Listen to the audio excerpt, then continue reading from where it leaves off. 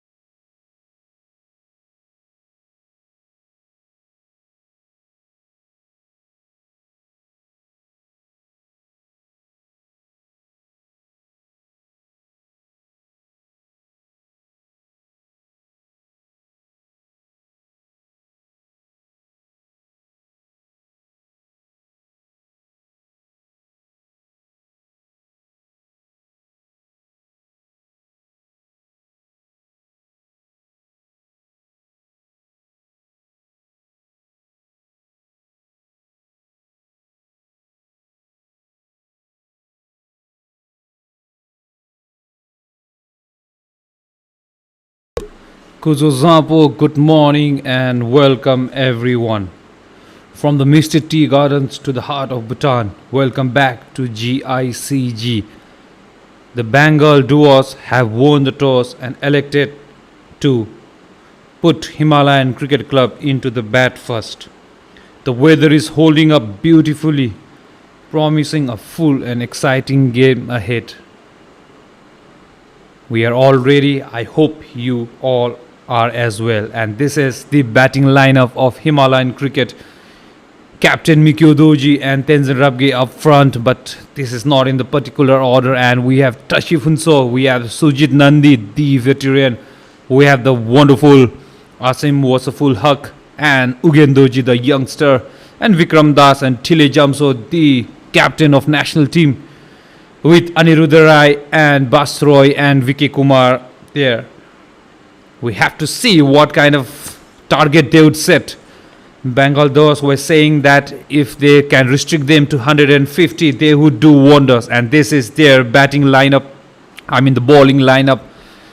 Captain Manish Kumar Singh up front, Rohit Mansoori, Rajbir Singh, the experienced, the past Das, Manjit Singh, Sandeep Poudar and Ajivo Bhaumik. And the handful Adish Sharma, Sumit Goel, Avidip Bose and Shrikant Sarkar. It's going to be an interesting match, and this is the first match of Pool C.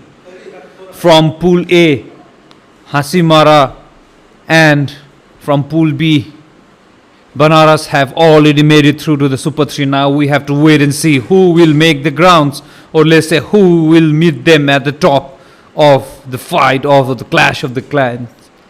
To open up the proceeding for Himalayan Cricket Club, it's Tenzin Rabge who is off strike right now, and Asif will be taking strike to start the proceedings. And looks like captain himself, it's going to open the bowling. Jersey number 1.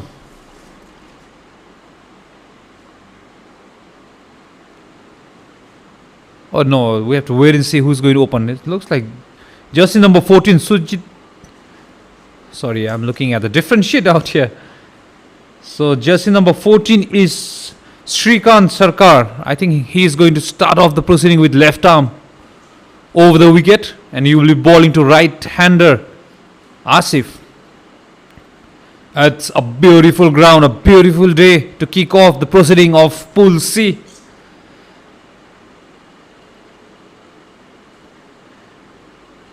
Pool A and Pool B matches were all infected by the unpredictable weather here at the Gelephu Mindfulness City.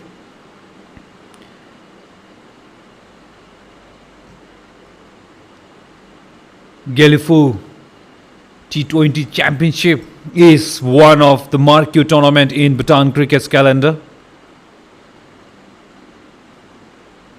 We would like to apologize for not bringing you matches, as I mentioned, because of the weather, but we are now all ready, and the umpire standing from the Gelephu town and Subhas Lama says play, and it will be Srikanth, and umpire standing at the square leg, not seen on his screen right now, is Papu, one of the female umpires groomed here. And that's the first ball of Pool C tournament, and starts off with a good pitch ball, and well respected there by Asif. Himalayan Cricket Club is one of the 5 teams representing Bhutan here. They also won the tournament last year, and these two teams were battling out in the finals. It was Bengal Dooars versus Himalayan, but Himalayan eventually made the grounds and were crowned the champion, and played it into the gap, and some footy skills there from the fielder. As long as the job is done, we won't mind.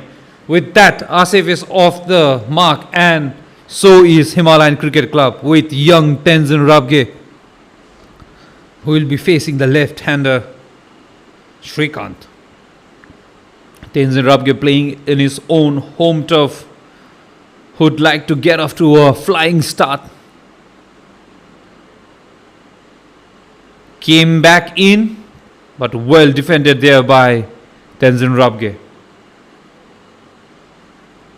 Well, Tenzin Rabge might be young for his age or for this tournament, but the armory, the experience he has in his kitty is nothing sort of legendary out here at Gelephu. Wearing jersey number 18, a big fan of Virat Kohli himself, who has his mom, he told me just before the toss, coming up and cheering him up right now. Well defended off the front foot. Quick single down to mid-off. Srikanth here playing his first match. He was not there in the earlier tournament, but he has come back to the team this time, or let's say he has entered into the team to represent Bengal Dooars here at the Gelephu Mindfulness City. Came back in, a play and a miss. From this angle, thought it was a close call to the wide line, but it isn't. Asif there showing how he should have played that shot.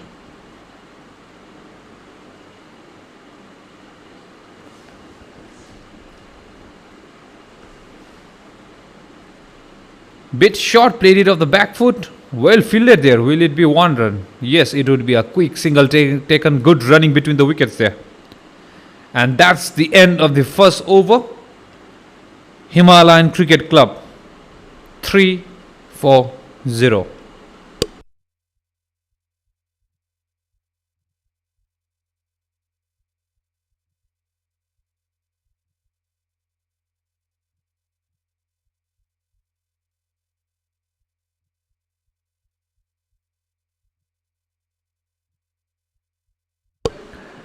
We are here at the Gelephu Mindfulness City. If you can see the beautiful backdrop here with the Himalayan mountains there cheering up the Himalayan Cricket Club out here.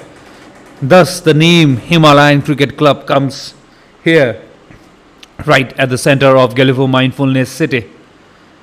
As Asif is getting ready to take the strike out here, he will be facing jersey number 4.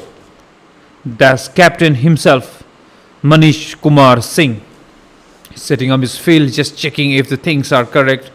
Well, When I say correct, let me correct that white thing that's coming. Give me a moment, please.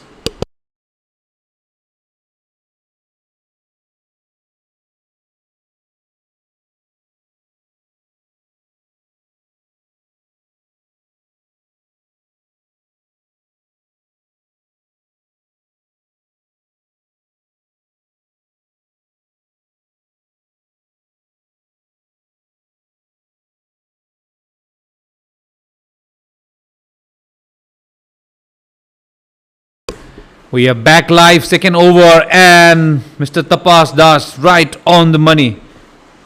Well, I think the scorers got it wrong out here. It's not Tapas, it says jersey number 4, or is it? Or maybe I got it wrong.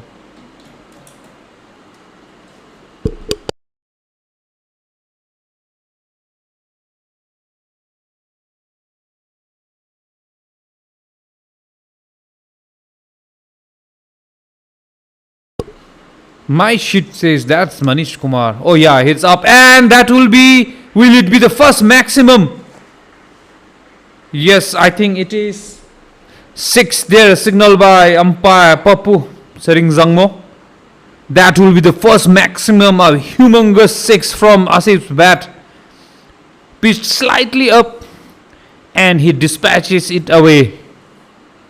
As if like he has been batting here for 5-6 overs. Second ball of the captain of Bengal Dooars there. Gets dispatched for a humongous 6 over the long on. Good start for Himalayan Cricket Club here with the second over. Short this time and wide signal by umpire Papu. A good stretch for her earlier in the inning. With all that energy stored in her for not umpiring, getting to umpire the worst of matches. I'm sure she has come out all guns blazing here with her wides and no balls and all that running between the wickets. I mean art for the wicket, let's say. This time a much better delivery from Manish Kumar, captain. Manish Kumar, he was also part of Samsi old friends in Thimphu in the 50 overs, and he was the key player in winning the final against Dragon Strikers. He would look to continue that form today here at the Gelephu Mindfulness City, much closer to his hometown than playing up in the Himalayas.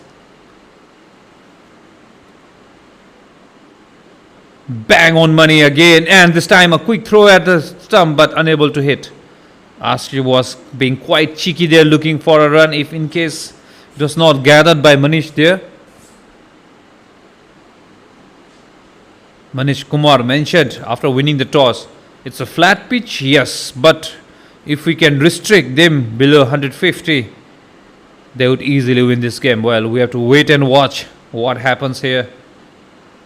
Again, he charges down and plays that over the mid-off. Will that be 4?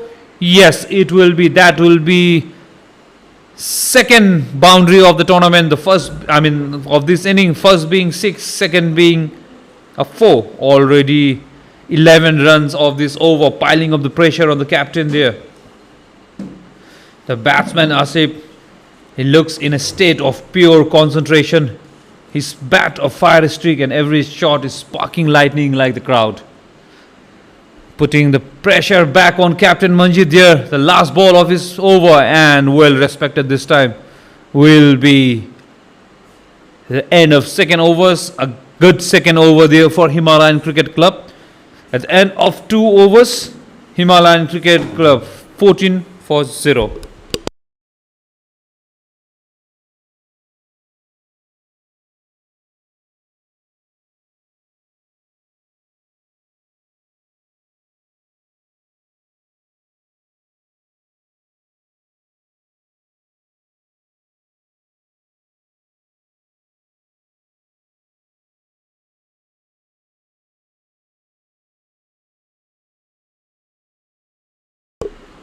It's quite hot out here at Gelephu Mindfulness City.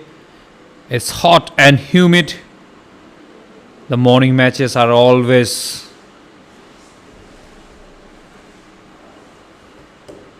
difficult for both the fielding team and the batting team. Not only the players, but even the officials, the standing umpires are feeling the heat. They look calm and poised, but I'm telling you, they are not so poised out there in the center. I went out of the toss and I was already sweating. This time it came back in and off the inside edge of the bat. Gets 1 run there. Tenzin Rabge, will he push for 2? No, he won't. A sensible batting there. Brings Asif back on strike.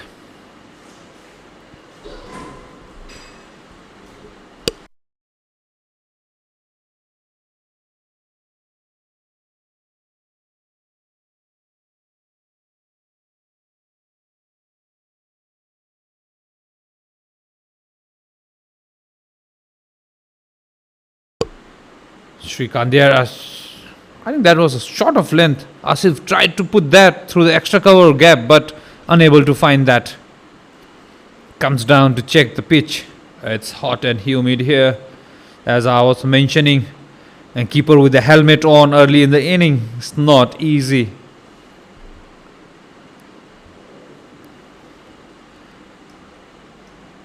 Shrikant with a short run up for a fast bowler. Is shot this time and into the gap and pierces the field like a treasure bullet and runs down to the boundary number 3 for Asif.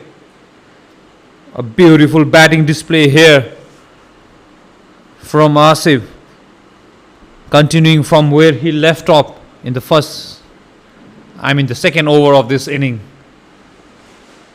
That definitely takes the pressure off young Tenzin Rabge, who can enjoy from the non-strikers end. Asif has a very short run-up, as I was mentioning. And this time a swing and a miss and a big appeal and given out by umpire Subhash Lama. We have to wait and see how he was given out, because he played, and I think that should be LBW and nothing else, because the bails is still intact. There's no stumping appeal, and I think that was LBW. Well, too sad for us, we don't have replay system here yet. But that is end of Asif, who was looking dangerous with his bat. That will be the first smell of blood for BDR, Bengal Dooars there.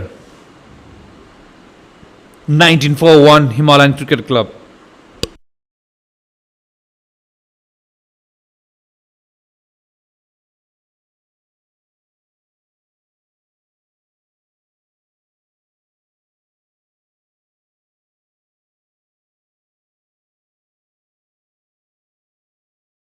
Rangjung Mikyo Dorji, the captain, the player, the superstar in this batting lineup. And that was Asif. Yes, he was edged LBW as confirmed. He made a quick 16 from 13 balls. Asif doing the damage, but not the damage that Team Himalayan would have loved. Strike rate of 123, 2 fours and a 6. He did his part, but not that too well, because trying to play a short one too many. From this angle, it looked a bit high, but umpire is the king of decision, and umpire Subhash Lama, who mattered the most, said, yes, you are out, mate. Rangjung Mikyo, who is known for his explosive 6 and 4s, usually starts off slow. Just like that, off the back foot, and slow it isn't into the gap, but slow is the outfield today. Would be 2 runs to Rangjung Mikyo to open up his account. Nothing to take away from Shrikant there. He was hit for a 4 and then he came back with a tricky delivery. That was a real surprise for Asif, like an unannounced trick through the Himalayan trails. It caught Asif completely off guard. It is Shrikant's over today. And he would definitely like to put icing on the cake by getting Rangjung Mikyo wicket. I'm sure he knows who Rangjung Mikyo is, who Tenzin Rabge is. to national player of Bhutan national team.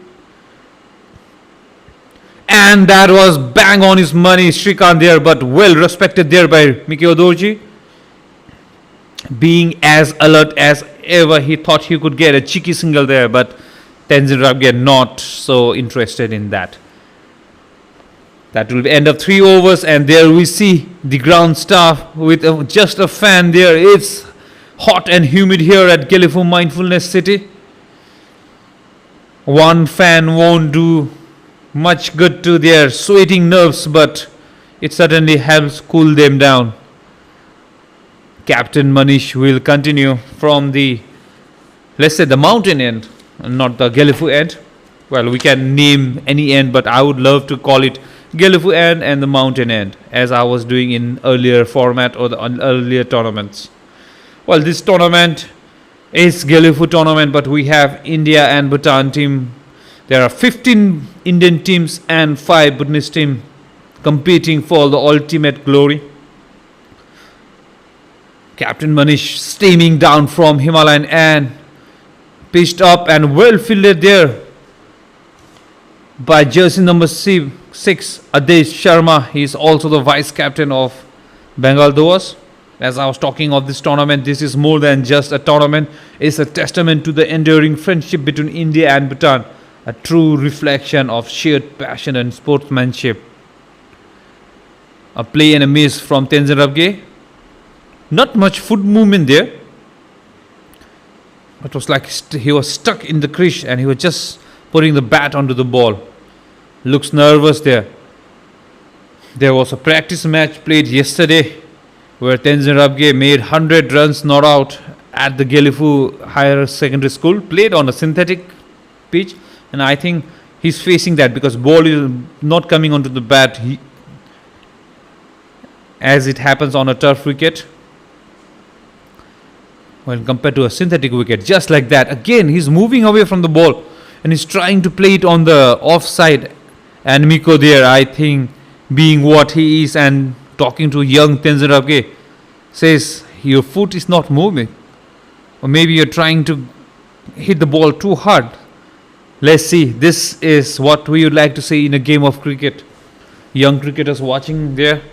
You are at the non-strikers, and yes, it doesn't mean you switch off. You be in the game.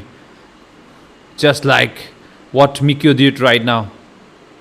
Again a swing and a miss, and this time called wide. Well, what Miko told Tenzin Rabge looks like is not helping his cause because he's still not moving his feet. He's standing on the leg stump and trying to play a ball that is pitched way outside, right from there. Instead, taking a step inside towards the off stump and trying to cut that ball. Well, a slight field adjustment there from the captain brings in a slip. More like a third slip there. Place of the back foot. Oh, if that was a direct hit, it would have been end of Tenzin Rabge. He had given up hopes there. Well, a thumbs up from Rangju Mikadoji, maybe because he is on strike, but because that was definitely a risky run. If that had hit the stumps, it would have been end of young Tenzin Rabge, who is struggling at the moment. This is what happens when you play a synthetic game and you come to a turf. It's all game changed. There you see, kept low. Miko tried to hit that on the leg side.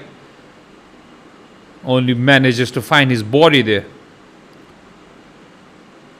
Well, Miko said in his toss statement that the wicket looks flat and we wanted to bat first. So the toss did not matter to them, but the last ball that Manish ball looked like is not coming onto the bat, just like that. It looks flat, but it isn't.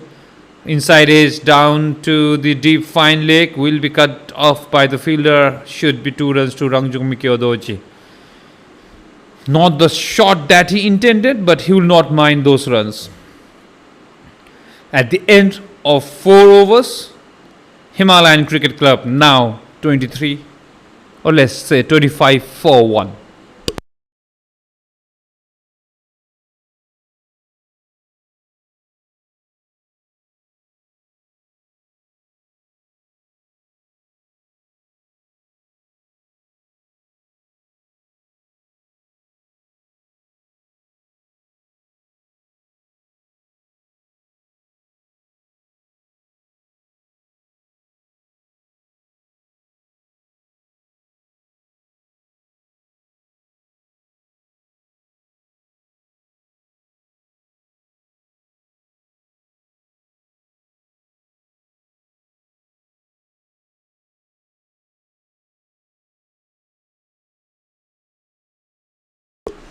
Srikanth to continue. That ball definitely came back in and well played this time by Tenzin Rabge, because it came in and he knew the mid on is actually placed at long on, so single to get off the strike. Just to give you a gist about this tournament, there are 2 matches played up till today.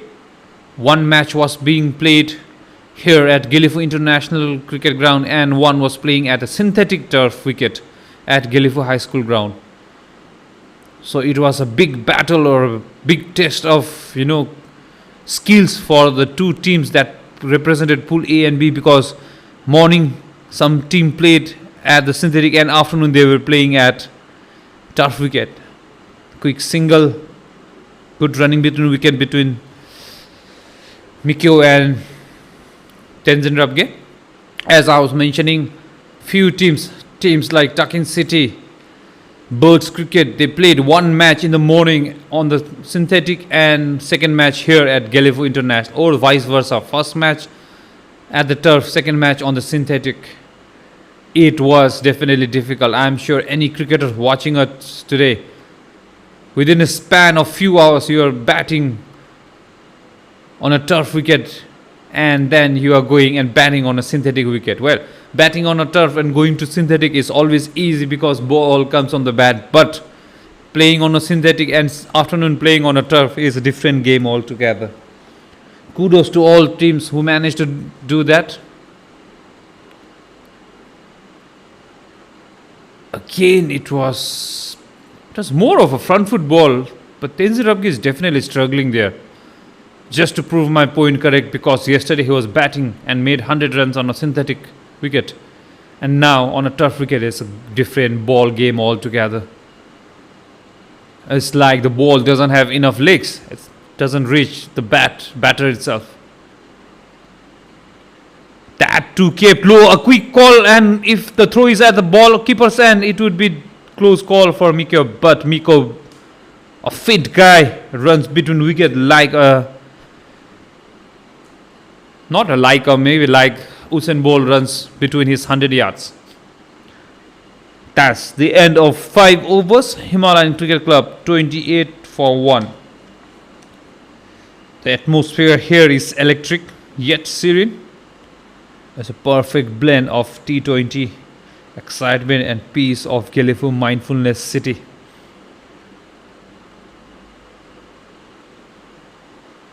Captain Manjit to continue from the Himalayan, Manish, to continue from the Himalayan end. He's a very, very, very controlled bowler. He has the momentum just like true mindfulness right here at the mindfulness city. Let's see what he has in his next over. A pitch and played it over the mid-off for 4 runs. Tenzin Rabge there hits his first boundary. I think it was coming the way he was playing. He was struggling, but we say class is permanent, form is temporary. His class is shown there as he played. He lofted that 4 over the head of the mid-off. With that, Captain Manish brings up his keeper to stand up because there's a hint of swing there. It was definitely swinging out, but Tenzin Rabge dispatched that as cool as a cucumber, I would say. Manish too comes back with a beautiful short of length ball, but these two are quick between wickets. Manages to take a single run there, brings Mikko back on strike.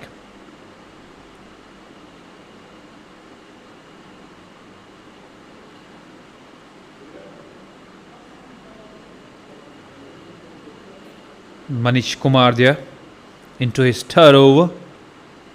Pitches up and played straightly down. Will it be 4? Nope, it will be just be 1 run. The outfield looks bit slow. As I walked for the toss to the center, I could feel there was some dampness in the outfield, and I think he's playing the part out here. With the sun has come out strong. It's drying up maybe in the second half of this day, the outfield will be much better if it doesn't come down pouring like it has been at Gelephu Mindfulness City. Played it sensibly there. And will they take quick two? Yes. A misfield and the batters manages to convert that 1 into 2. Beautiful running between wickets between this two. Well, this partnership is building with the same care and strength as a traditional Bhutanese zone. Stone by stone, run by run, or let's say 1 run into 2 runs. And clean ball is Tenzin Rabge. You hit me once, you hit me twice, but the third time he comes back and gets the wicket of Tenzin Rabge. Miko Doji there not happy as he throws his bat because he was talking to young Tenzin Rabge. But he plays 1 shot too many, not needed at this hour. Call it the commentator's curse. I was talking about their partnership, and this is the end of their partnership. Second wicket for Bengal Dooars here comes in the form of Tenzin Rabge through the brilliant bowling of Manish Kumar. He still has 1 ball left in this over. Well, Manish, he's taking wickets with precision of a master of archer, aiming for the target as happens in our national game archery, or let's say national sport. He's taking wickets as if he's hitting the bullseye like our archers are known for. If only we can giving the dar. In archery, when an archer hits the target, he gets a dar around his waist. If only we could give that to Manish Kumar here today. Manages to get the crucial wicket of Tenzin Rabge. Brings the captain of Bhutan national team, Thinley Jamso, on to strike. These two players have batted for a long time, long years together, building partnership for Bhutan. Now Team Himalayan needs their partnership ever more than Bhutan team did. Thinley Jamso, known for big shots early in the inning, can be sensible at times. Let's see what path he chooses as he faces Manish. And as I was talking, up in the air, first ball, and goes first ball duck. Not needed at this hour. As reckless as he can be, first ball not needed. Tenzin Jamso departs, and so does Thinley Jamso. I beg your pardon, Tenzin Rabge. Well, I'm all confused out here, as confused are Himalayan batters out here. They are giving away their wickets as if they don't have any price tag on it.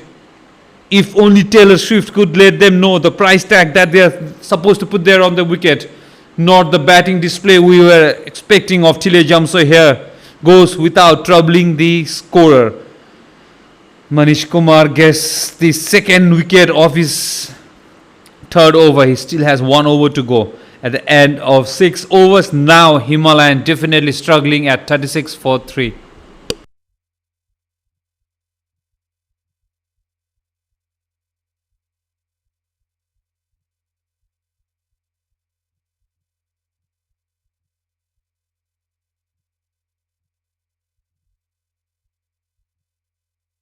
Bikiran comes out to bat today. I'm sure he hadn't expected being 5th batter to come early up so early in the inning, right at the end of power play, with only 36 on the board. And now Bikiran has to do wonders. Looks like he's a left-hander. It will be interesting because left-hander, right-hander combination can always be lethal. Mikio now is under the pressure, not because of the bowler, not because of the heat, but because of the batters who are already back in the dugout. The best batters, the batters in a T20 format, always the first 5 batters are the batters who are given the task to pile up the scores. But with 3 already back in the dugout, it builds pressure on Rangjung Mikio Doji. But the player of his class will have some answers, we hope. But There's a change in bowling from edge down to the third, deep third for just 1 run, brings the left-hander Bikiran to the strike. While Mikio too is playing with new teammates, he doesn't know what Bikiran has to offer to Himalayan's batting depth. But he definitely knew that we could see that he threw his bat when Tenzin Rabge was out. Then when Tile was out, he was more like Kabi style with two hands up in the air. Why did you play that short, brother, when it was not needed? Now Bikiran has to play for what he has been brought to this team, a hired player in Himalayan Cricket Club. More pressure, more ask for him here on. Played sensibly there. Abdesh there has a unique kind of run up there with both arms up, right up to his chest. More like Bumrah kind of run up there. Not the build up, the final build up, but the initial run up. If you can see, both hands are up with the ball holding right up to the chin. Just there. Looks like Bumrah, but not exactly Bumrah, I would say. That was definitely short for Bikiran to hit. But he tried to play that on the leg side, but in the replay he just showed a while ago he should have played it down the ground. Well, just in number 3 there, Bikiran definitely looks like a batter who will not get bogged down. Nevertheless, how many wickets you have lost, looks like he is going to go for it.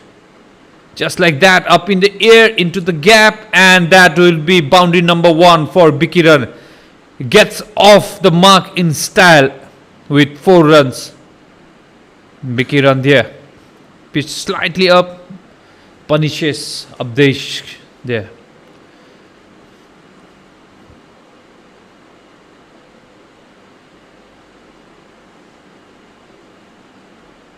Well, Bikiran has to build up his inning with the patience and the craftsman, like a craftsman craving a statue of Lord Buddha here in Bhutan.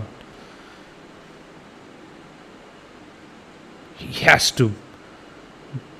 And looks like he is here with a message and only one intent: go get some runs. That will definitely take pressure off Mikio Doji. Mikio Doji here on has to play an anchor's inning because Bikiran, just like Tile Jamso, looks like he only knows either the highway or his way.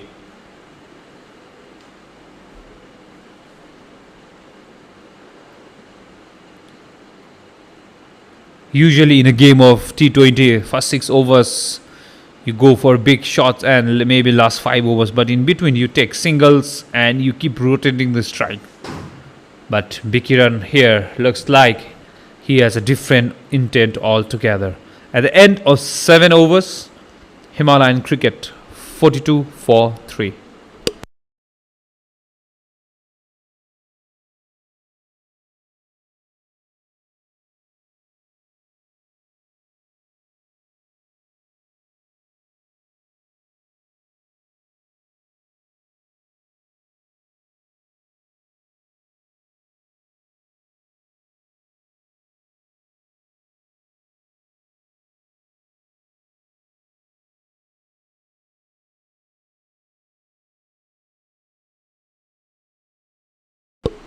That is the pavilion here at beautiful Gelephu International Cricket Ground. Yes, no crowd there yet, but I'm sure the online people watching us, 25 of you watching us right now, must be happy with what we are showcasing to you right now. It's a working day here at Gelephu Mindfulness City. Thus, we don't have crowd because we have schools, offices going around. And it's in Gelephu Mindfulness City.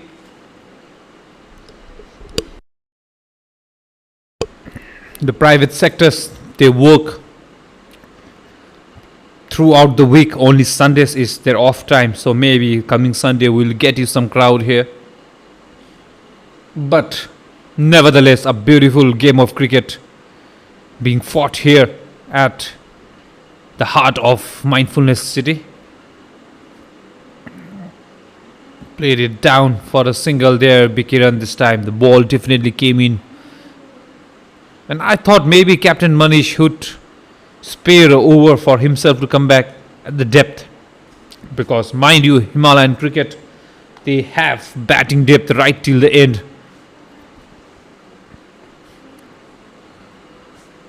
But he decides to finish off his allotted 4 overs quota here.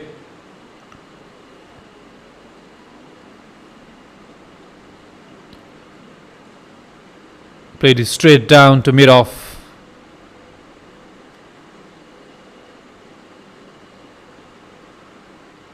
Rangju Mikyodoji, if his team has to cross 150, he knows as a captain and one of the player for Himalayan cricket has to bat at least up till 15 overs. Else it's going to be a difficult task.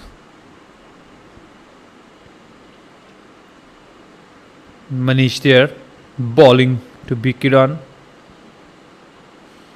Again down to long on for 1 run.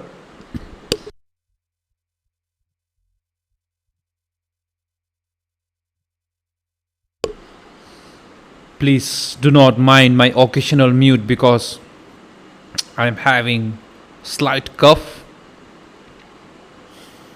So I have to occasionally mute my mic so that you don't get my awkward cough in between a match. Please do pardon that. With that, Manish continues with a very good ball and unable to stop that single from Rangju Mikodoji. He's also looking for 2, but Bikiran ran his first run slow and could not respond to the call of Rangju Mikodoji there. Mikyo is definitely playing an anchor's role here, with Bikiran striking at a little more than 100 at the moment. Captain Manish definitely on his knees, looks tired. I'm sure any fast bowler there watching us today would know how difficult it is for a fast bowler to bowl. Swing and a miss from Bikiran. And still, with 1 ball to go, Manish Kumar has been outstanding in his over, taking 2 crucial wickets, and while bowling in power play, finishing up his 4 over only has given 27 runs away. A beautiful bowling display there from Captain Manish Kumar. Ends with 2 dot balls, and if you are out there, please give him a round of applause for a wonderful bowling spell. In 4 overs, 2 for 27. At the end of 8 overs, Himalayan cricket 46 for 3.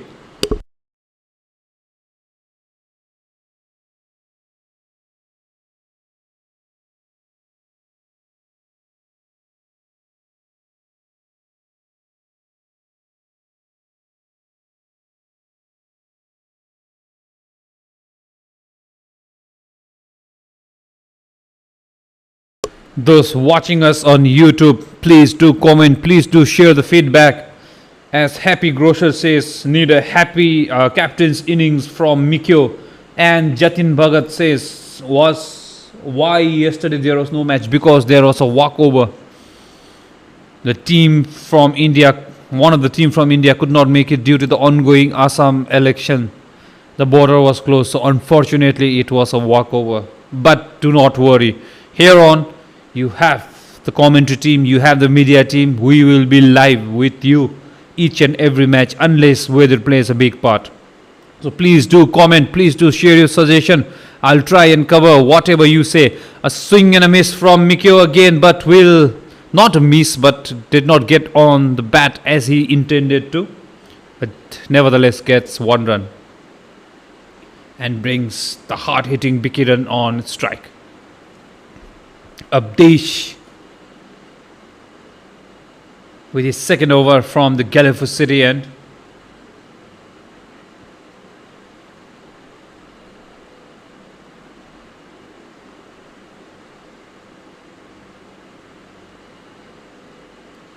Bengal Dooars knows this ground, this pitch all too well.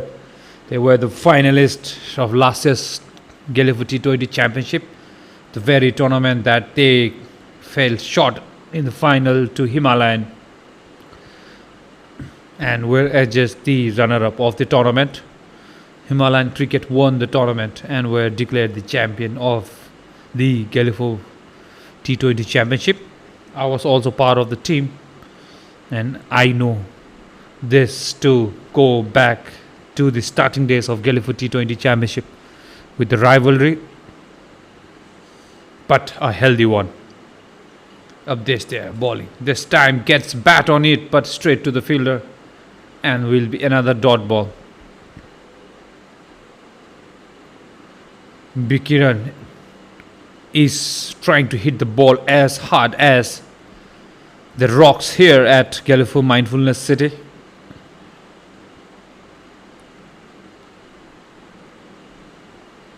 A very good stance there with high back lift and a forward looking strike, and that's a humongous shot. Will it be 6? Yes, it is 6 of the bat of Bikiran there.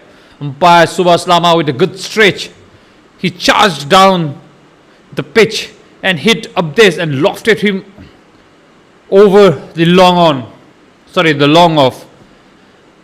Beautiful batting display there by Bikiran. He definitely looks like on fire. Pure concentration. His bat a fire streak. And every shot is sparking, or let's say igniting, the online crowd on YouTube here today.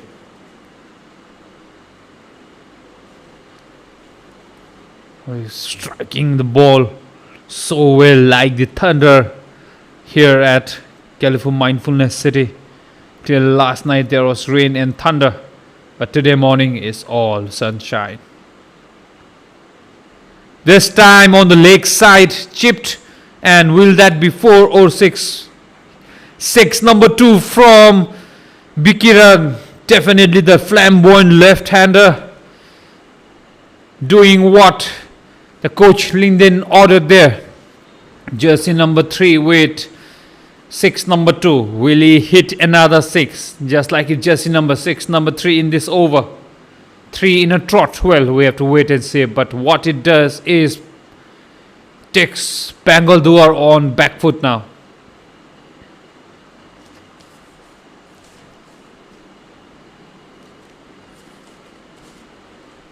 Up this under pressure. Much better ball this time. Short of length. He tried to hit that to the deep on, but only manages to hit it straight to the bowler. With that, at the end of 9 overs, Himalayan Cricket now has recovered to 59 for 3.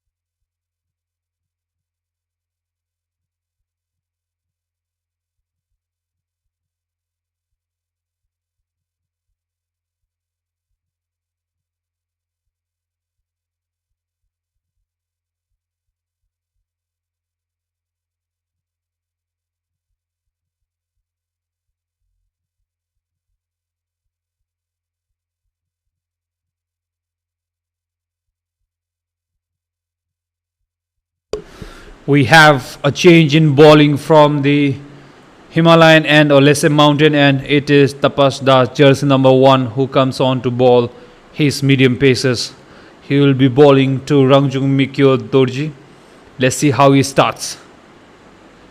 That's up in the air, and that will be down to the deep thrust for 1 run. With the change in bowling, we also have a change in commentary here at the com box, as Mr. Ugen Dorji, the general manager here at Gelephu Mindfulness City, joins me here at the com box. Welcome, Mr. Ugen.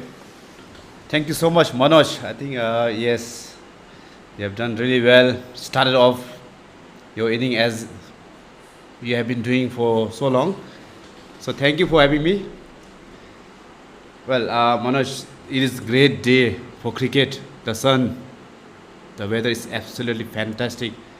So both the teams, they are equally good. So they'll eye for a win today. So whoever wins today, I think they'll have a better chance of topping the group. So what do you say, Manoj?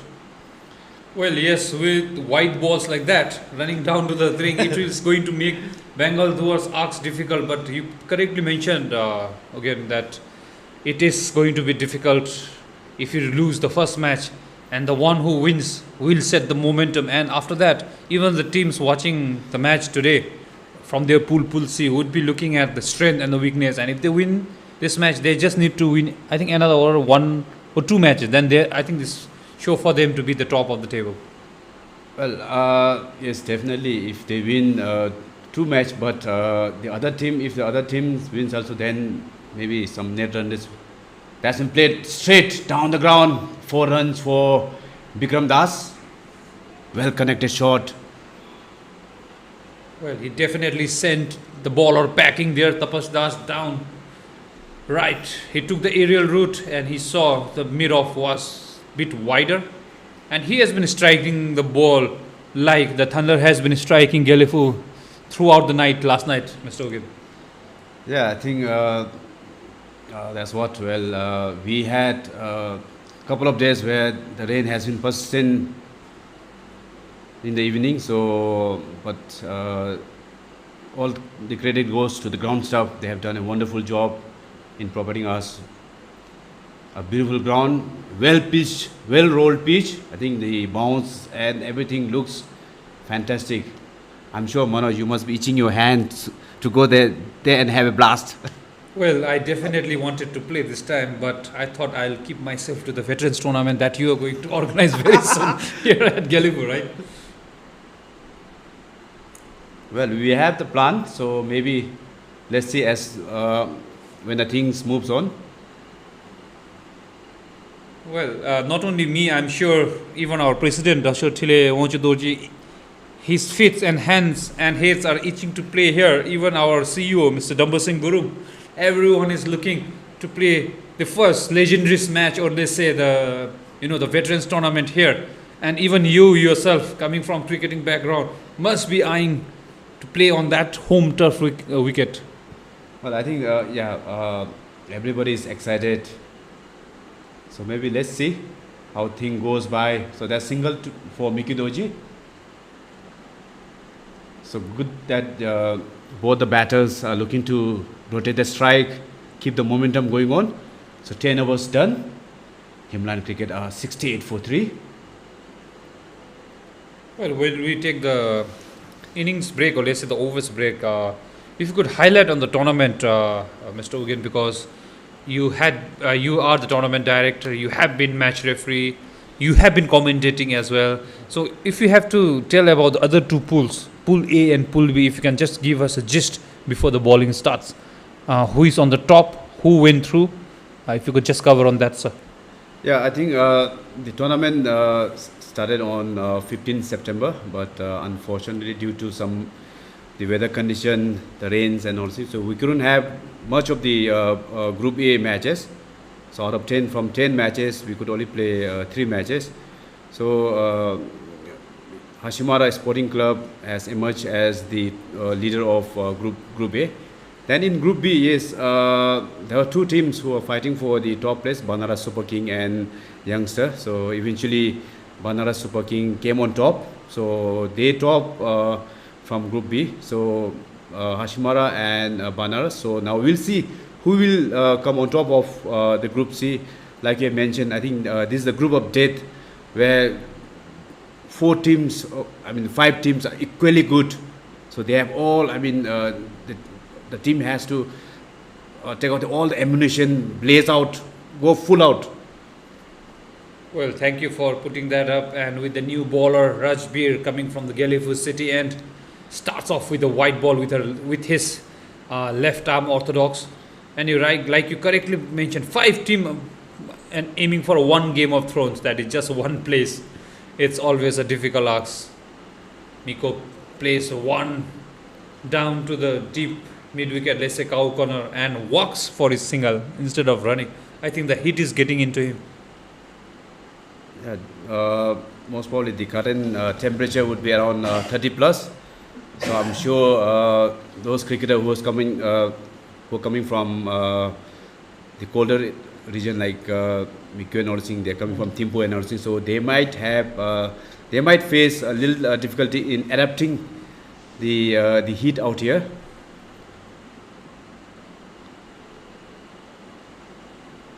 A cheeky one run down to short third. So like you correctly mentioned, you forget about the players. Even when I worked inside for the toss, just for toss, I was out for maximum 10 minutes. I was already sweating. So yeah, for people like us who stay up at the Himalayan mountains, it's always difficult coming to such a hot and humid place. But this is the charm of playing cricket. That's up in the air, and one bounce down to the fielder gives Miko yet another single. So at the moment, I think both the batters are looking to settle down. See off good balls, maybe capitalize on the bad balls, then get the team board ticking as the over pass by. That's been slapped towards mid-on region, a single for Bikran Das.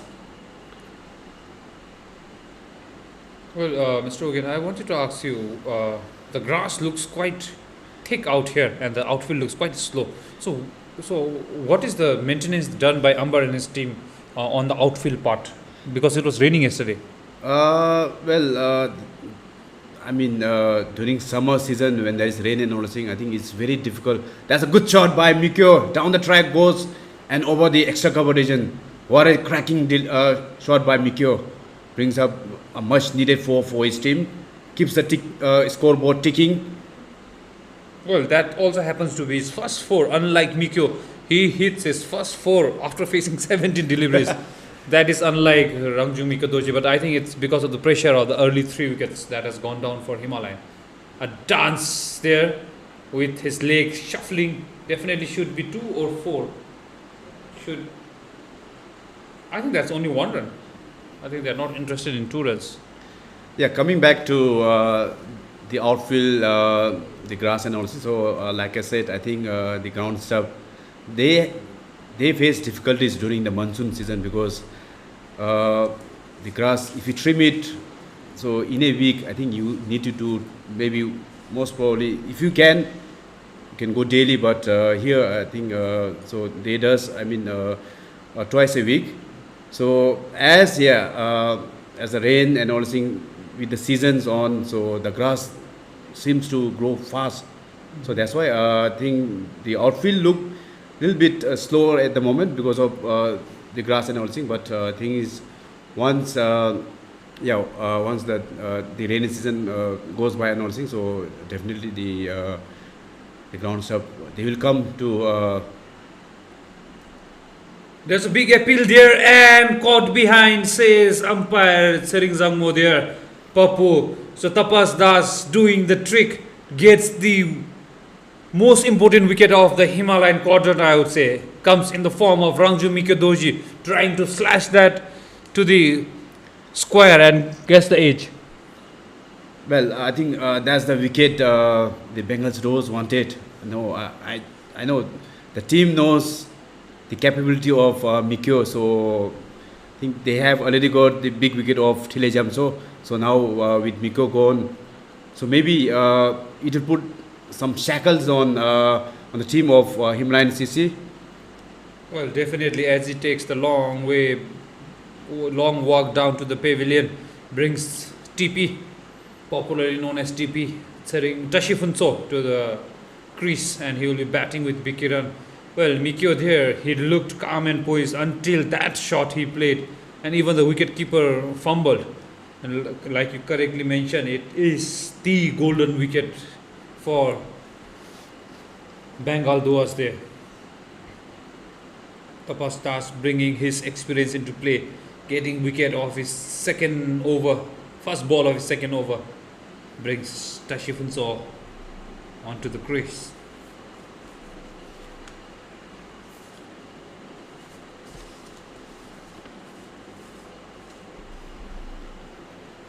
Himalayan CC need to build up a partnership. So maybe if they bat on for another couple of overs without losing wicket, I think from 78 now, so if they can cross 100 towards 15 to 16 overs, so maybe they can use the final dead over to go, to have some blast and then go score past 140-50, which will be a very competitive score for the Bengal Dooars.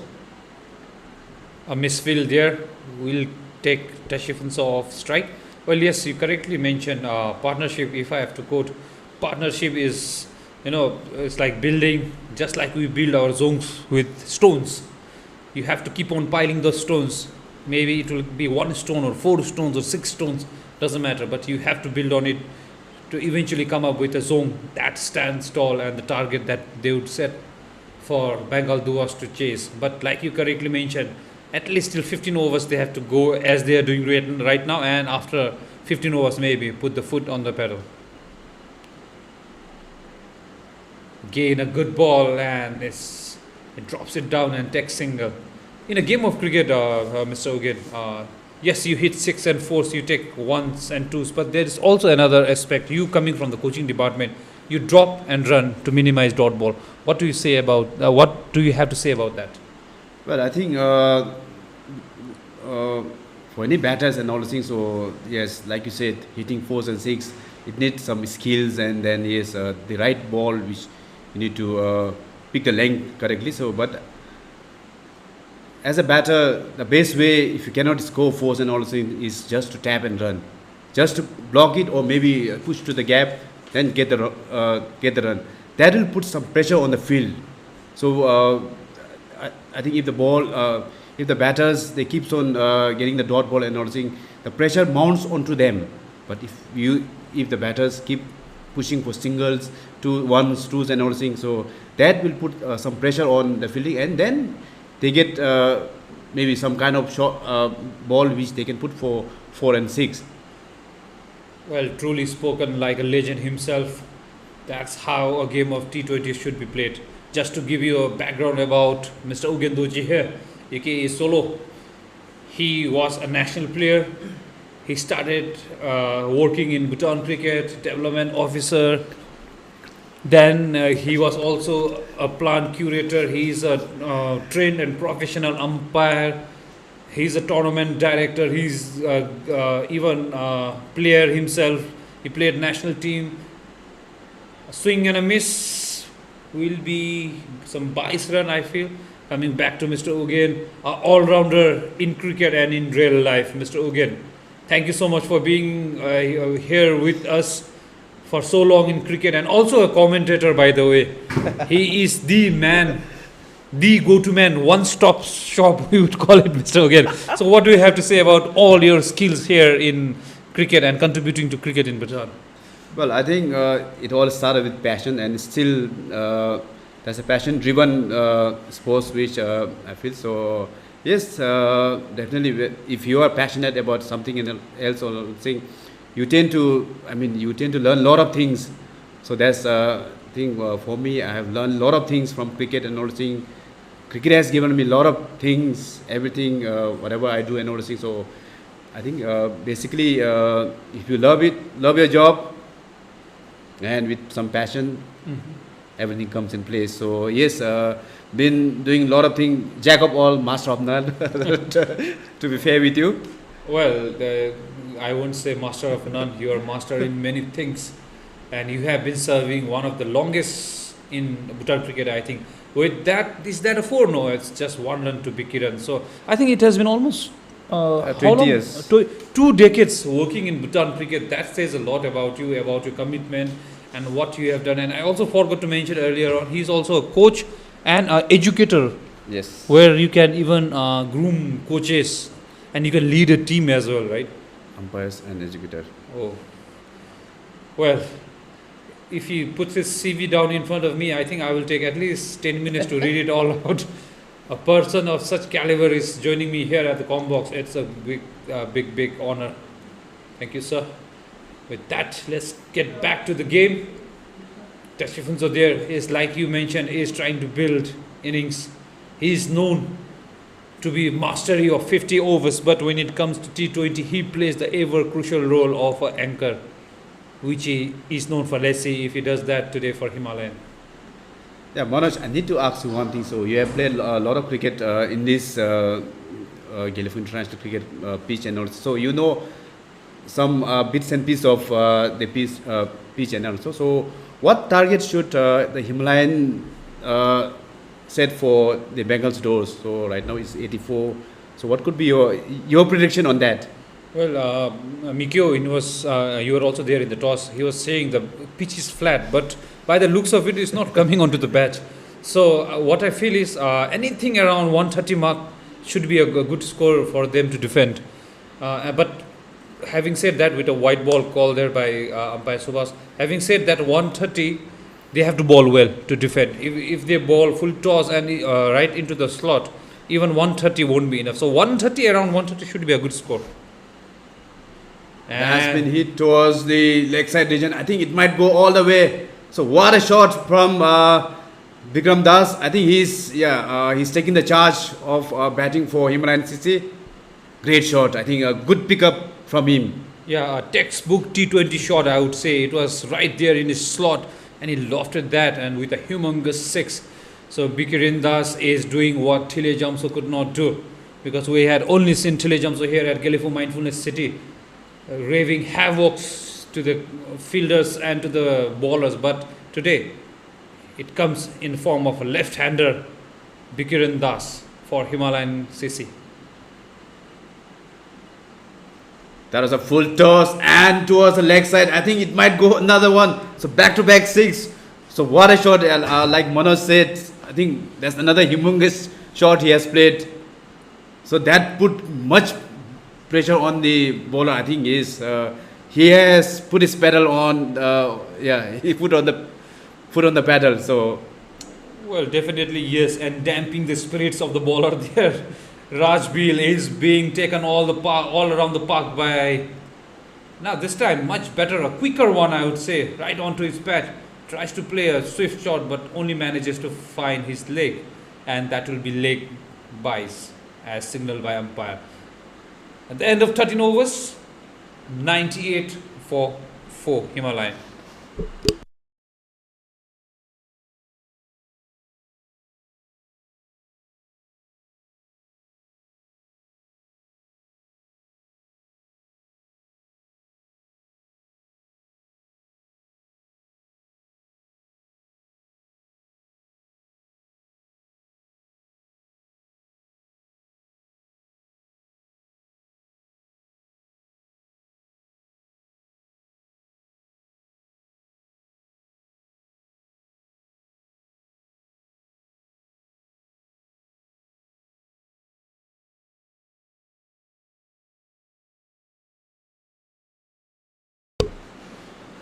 So we have our third umpire there, Mr. Rakesh Pradhan, in front of UNICEF board, having a walk in the park.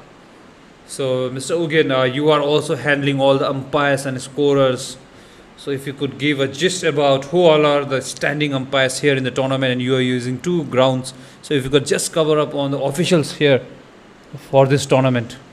well, I have a good set of officials. So doing for both the ground, we have 2 officials from Gelephu, Rakesh Pradhan and then Siring Zangmo. And then we have 2 from Thimphu, Subhash Lama and Dechinomo. I think they are doing pretty good job, and they have done it. So I'm sure that they'll continue to do good for the cricket. And that was a good shot. I think is it a six? Yes, says Siring Jangmo. Another good shot from Bikran. So he's putting on some show for us. Well, as we say, fortune favors the brave, and what a welcome to Sumit Ji there. First ball getting dispatched, put pressure on him, just like the pressure that we are having here of the humidity. What a shot there by Bikiran, lofted him as if he was playing here for last 10 years. He looks like he's now well settled down and looking to put pressure on all the bowler that Manish brings on him. Charges and call it umpires, or let's say a commentator's curse. One shot too many. When he was on his 46th, he tried to go to his half century with a big shot. Only manages to expose his stumps and is clean bowled by Sumit Ji. What a comeback by Sumit, Mr. Hogan. Well, Sumit says, if you miss it, I'm gonna hit your stump. So that's what Sumit said. I don't mind whether you take me for six or not, but if you can connect it, well done to you. But if you cannot, I'm gonna break your stump. That's what he said, and I think they have got a big wicket of Bikran. I think he was putting some pressure. He was taking some charges for Himalayan CC, but they have lost 5 wickets. So 104 runs on the board in 13 overs. Still 6 point something overs left. So most probably, I think Manoj, your prediction might not come, but maybe to the close. I would say from here on, Himalayan CC might go well past 150 to 160. 160 would be my benchmark for Himalayan CC. Well, to reach 160, they need another 2 big run in their squad, I would say, because I don't know what kind of batters they have in the batting lineup, but for them to reach 160, they need attitude or approach like Bikiran. Definitely, yes. Let's see whether the new batter Vicky K can do that. Jersey number 26, if he has the same shots under his armory. But nothing to take away from Sumit Ji here. Well, you take me once, you take me twice, but he comes back with a wicket in his second delivery after being hit for 6. Well, that I would say right on the money there from Sumit Ji. It just is his field, and it is also easier for the fielding team now, because there was right-hander and left-hander till Bikiran was batting. Now it's both right-hander. So I think this plays a big part as well now. Yes, Manoj, I think every fielding teams, if there is right-hander and left-hander, I think it puts some, some kind of discomfort for them. So having to adjust the field position. Oh, that could have been a touch and go for the batter. I think he was well in. So another good piece of fielding from Bengal Dooars. Yeah, like you said, yes, this is the first match. So we don't know the strength, of every team. So we don't know which players has the strength to go for. So Himalayan, they have 6 to 7 players from India. So let's see. I think from this match, so we might see, like you say, who has the attitude of Mikio or the Bikran to take on the bowler. Well, like you rightly mentioned, even we are going blind here. We don't know what kind of batter we have. We have to see what Vicky does. But yes, what Vicky did right now, or let's say a ball, the first ball he faced, he was trying to get off strike. So it looks like he's more like Tashifun So here, leaving the ball there, being very watchful early in this inning. Looks like a technical batter there from the replay that he showed us right now. Well, he has to lead from the front if he has to pile up a score at least above 130. But Mr. Manish was mentioning in the toss, they would like to restrict them 150 and below. So it looks like even they have a very good batting power. Off the edge, runs down to find third for 1 run. With that, Vicky is off the mark and takes the strike. The textbook last run of the 6th ball will take Vicky on to strike for the next over. At the end of 14 overs, Himalayan Cricket Club 105 for 5.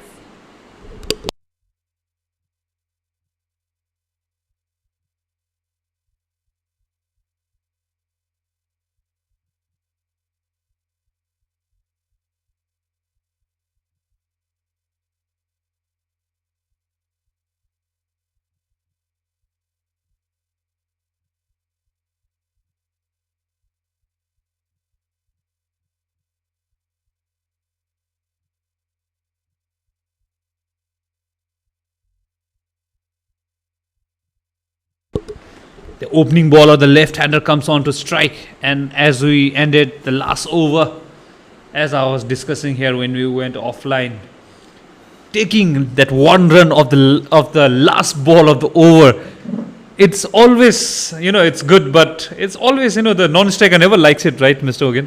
Yes, I think there's something like, it struck me and it reminded of our Tandiwachu, Batty, the former national team and very good cricketer. So we are reminded of him of taking. He has the habit of taking single of the last delivery and getting onto the strike.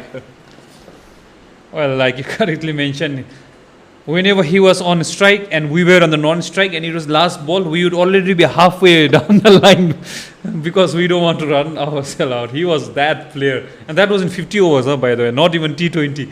You never need runs of the last, risky runs of the last ball. Well, but Batty was Batty. Swing this time off the edge and a quick single take. And if that was direct hit, that would have been out. Wicket keeper there, not running.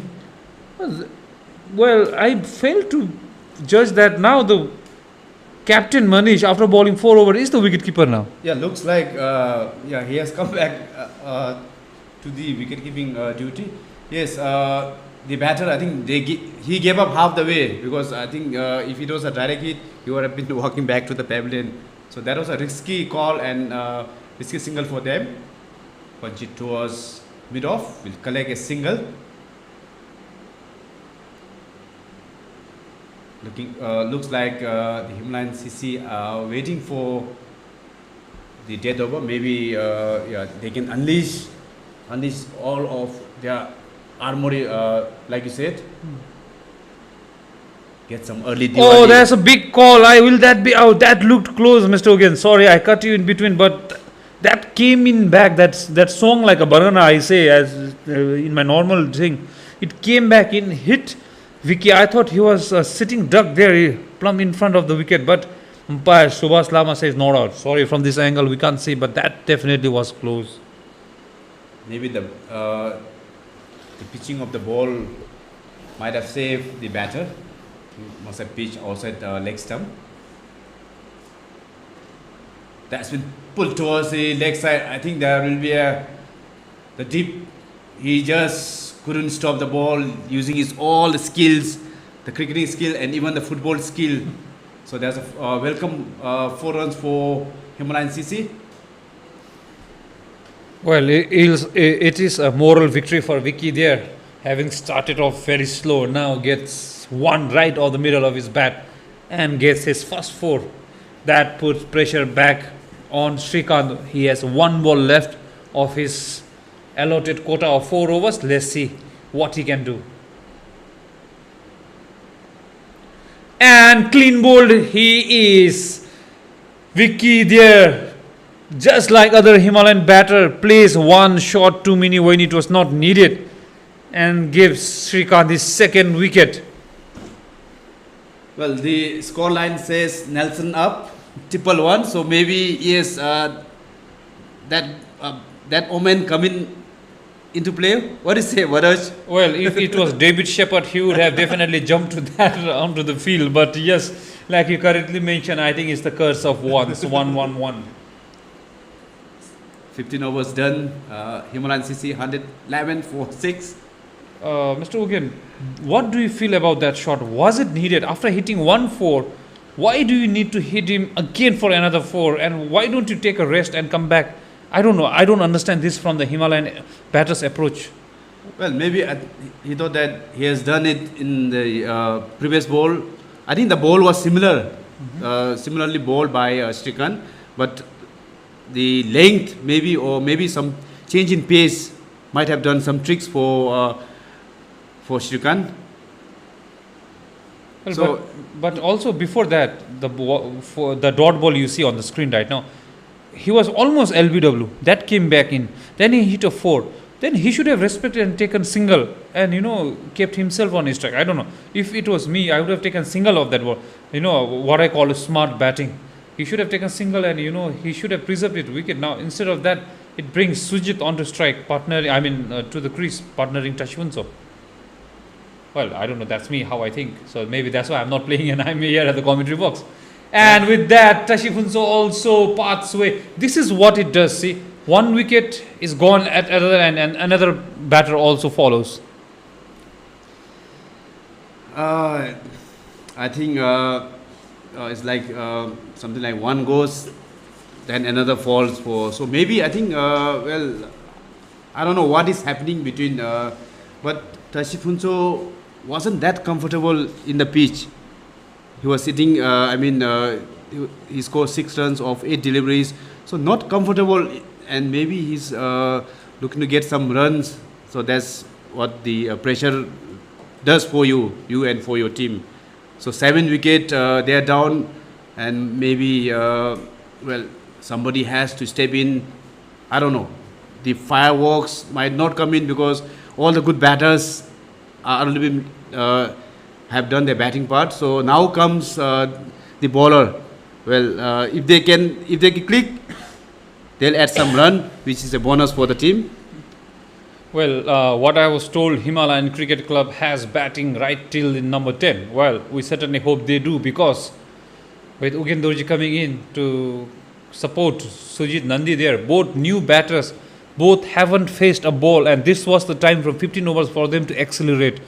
This will put no matter what a player you are, under enormous pressure to put your foot on the accelerator when you have just started the car. Without putting the gear in number 1, you're trying to put the gear in number 4. And we know how a manual driving works, right, Mr. Ugen? Well, I think they can jump start the car. Well, these two batters, yes, they can hit. We have seen them playing the domestic and all the things. So if they can connect, yes. Like you said, well, bowlers, they are bowlers, so they have nothing. I mean, if they can add some runs, it will be a huge bonus for the team. Well, and runs like that definitely helps their cause. That is an early Diwali gift there from Sumit to Ugen. So 4 overs. After this, I think they still have 5 overs. So it will say 28 ball. So maybe even if they run a ball, they'll go past 140, or maybe reach nearer to 150. Well, looks like you have higher expectations from the batting line of Himalaya. I still think they will be somewhere close to 130 or maybe below 130, looking like, that there is definitely slowing down, but nothing to take away from Sujit Nandi. He has played beautiful innings in the valleys of Paro, in the valleys of Thimphu, and now it is ever so needed here at Gelephu Mindfulness City. If the ball is pitched on the lake, see what kind of shot he can play. That's been flicked towards the leg side. I think again Sujit goes off the mark with single. Yeah, like you said, I think these two batters, what they need to do is maybe if they cannot get singles and all this thing, maybe wait for the loose delivery,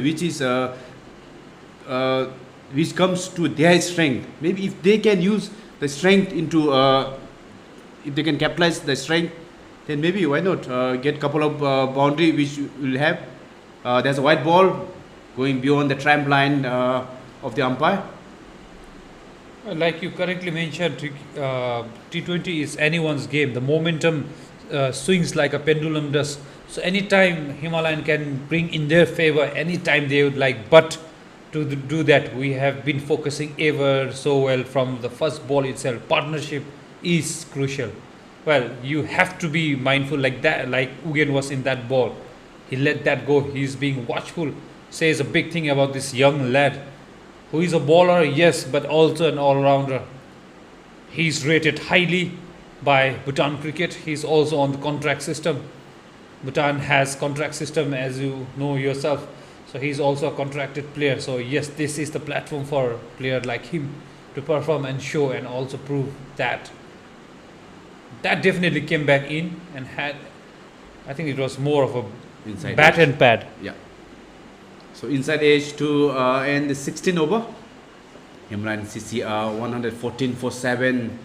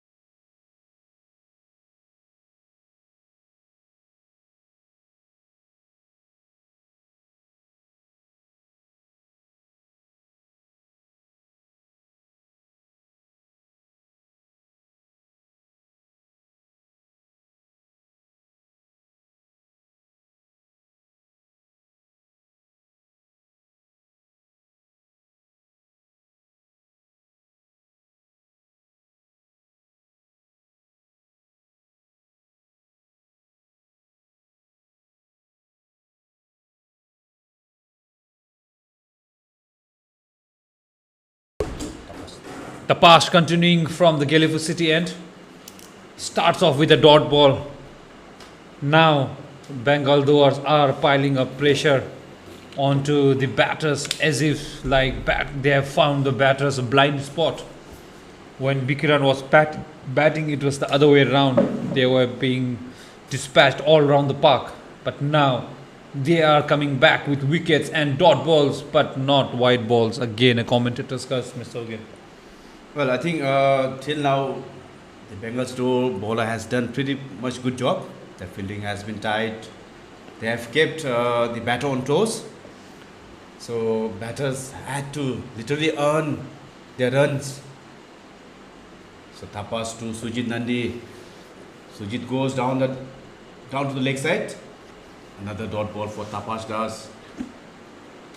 Well, Mr. Ugen, what we are also doing is today we are also replying to some questions being thrown out to us. So there's a question out there from PTI Lover. How many Bhutani team, let's say Bhutanese team played, and how many players were involved? If you have that stat, maybe after this ball, you can highlight on that. Played it down to the backward point, and there's a mix-up, but unable to find the wicket there. So that's the dot ball again. So Mr. Ugen, how many Bhutanese team are playing, and maybe a approx of how many Bhutanese players are asking is the PTI Lovers question there. Well, to update you, I'll give you the rough figures of the Bhutanese players playing in this tournament. We have 5 teams from Bhutan, and the under-19, the Sarbang under-19 academy is fully 100% all Bhutanese who are playing, and some teams they have players from neighboring country India. So I would say almost like 15, 16 from Sabang under-19 academy, then another. So most probably around 45 to 50 Bhutanese are playing. Nationals are playing in this competition. Well, thank you, Mr. Ogan, for that stats. Because 45-50 might sound less to people watching us live, but Bhutan has only the population of 700,000. From their hardly 50,000 play cricket. No, not even 50,000. I think 30,000 play cricket. From there, 54. If you do your ratios, if you are good in mathematics, please do and put it up. It's a big thing. And team like Sarbang under 19, 100% Bhutanese. Then there are other 4 teams to name Himalayan Cricket, Paro Cricket Club, Takin City, Samsi Old Friend. and Samsi Old Friend. 4 teams. Yes, they have Indian players, but it doesn't mean they are not Bhutanese team. They are Bhutanese team. The owners are Bhutanese and everything. And what it does, they have also bought in hired players. So the young Bhutanese player will only learn from the experience, like we saw today, Bikiran, how to bat like Bikiran, or like how to build up inning like Sujit is doing right now, or maybe how Asif started the opening batting for young Tenzin Rabgi. So all in all, it is a win-win for all, and especially win-win-win for Bhutan cricket, I would say, Mr. Ogin. Well, Manoj rightly said. I think the one of the main objective of having this kind of tournament is to have to give our youngster a chance. I mean, when they play against a better side, a tougher opponent, so they learn a lot of things. So cricket, I mean, if for any sports, it's not just doing batting and bowling in the net session. So you need a lot of exposures. So you need to be, you need to see yourself, you need to feel it. Then with that exposure and having, when they get advice from the senior or who has played a lot of cricket, so they will learn a lot. So I'm sure this is a good platform for all the Bhutanese cricketer. And you have rightly mentioned. I think we don't have much the population in terms of ratio playing, but still then 50, almost 45 to 50 is a good number. Yes, Mr. Ogen, it's a beautiful number, happiness number, let's put it that way. And that's one run to Ugen Dorji. I think it will be two. I think that will be one run short because I don't think the batter made his ground. Oh, that would have been out if he had hit that wicket. But we have to wait for the call. But I think Sujit Nandi made the grounds. But here from the camera, looked like it was a one run shot. Nevertheless, gives 2 runs to Ugen Dorji there. Well, like you correctly mentioned, again, people playing cricket is the biggest thing for Bhutan cricket. And looks like Ugen Dorji is helping the Bhutanese watching us right now online. A young Bhutanese player playing with an experienced Sujit Nandi from Bogoigaon, Assam, one of the district from Assam. So yes, all in all, our friendship is being celebrated and at the most cricket up to the front. Sujit Goyal happens to be one of the popular player. Everyone saying Sujit Goyal is the best bowler. Everyone is commenting Sujit Goyal, Sujit Goyal. So looks like he is the star from Bengal Dooars. Well, Bengal Dooars, yes, they have played in 2024 and they know certain condition of the ground and all thing. So, to mention about the 2024, the winner was Himalayan CC and the runners-up was Bengal Dooars. So, so both the that's up in the air, could be a simple catch, and it's been put down. Well, that was a butterfinger from the bowler.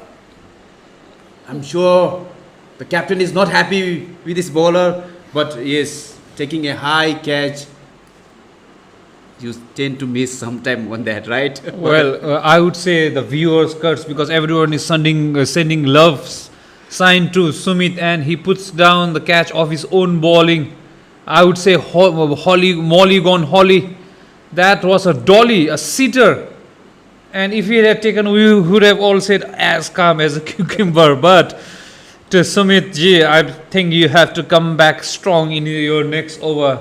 But that's definitely a lifeline for Sujit Nandi, and I think he should make that count. Well, it is not in the favor of Sumit Goyal. Captain is not happy, but so is he himself, dropping off his own bowling. You can't blame anyone now. So 2 overs left for Himalayan CC. So what can the batter do now? Down the leg side, white signal from umpires. So that will help Team Himalayan CC. So however run it comes, so it will be welcome by the Team Himalayan CC. So 124 runs. So Tapa stars. That's been pulled towards the leg side. Not much timing on that. Looking for 2. That is excellent running from these 2 batter. Well, Ugen Dorji, young legs is fast, but 40 years old. Sujit Nandi running equally good, I would say. Matching feet with feet. Sujit Nandi there getting 2 runs. He needs to capitalize this now. Already having gotten a lifeline, puts it in the gap.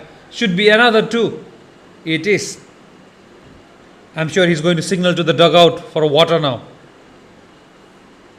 Looks like he's fit. maybe get some message from the dugout. Well, I think they have 10 balls, so make sure that every ball has been put for some runs. That's been flicked towards the leg side. Would just be a single. Again, he is ever ready to go for another one. And like you said, Sujit Nandi says, no, please, I cannot compete with you, so have to settle for single. Well, he definitely settles for single with his hands on his hips. Looked tired. He took one like as if not interested in second run. And what it does is now there's a dot ball from Ugendoji. If he had taken that second run, it would have been already 6 runs or 7 runs of the over. Now, as it stands, it's 7 and 1 dot ball. And they cannot afford dot ball at this juncture of the match.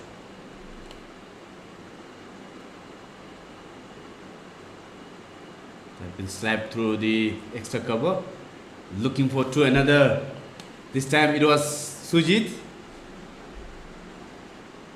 Well, Nandi looks like he got a breather there at the non-striker and he was definitely pushing for 2 runs there. Though now he has his hand on his back, but he's putting all the effort there. I think the urgency for runs have, made these two batter to score runs for each ball. So with this, we still have seven deliveries. So most probably, yes, looking at the score, we might get past 140, which would be pretty much good one. So pull towards the leg side. Most probably will collect a single. Have to settle for it. Good piece of fielding. 19 overs done. Himalayan CC are 134-7. Well, like I mentioned, now they are 130. Looks like your 160 is far, far away. To get to your score now, they need to score how much? 29 runs of the last 6 balls. Is it possible? Well, mathematically, yes. Because 6 ball, if you take the maximum, is 36. So they might go past 66.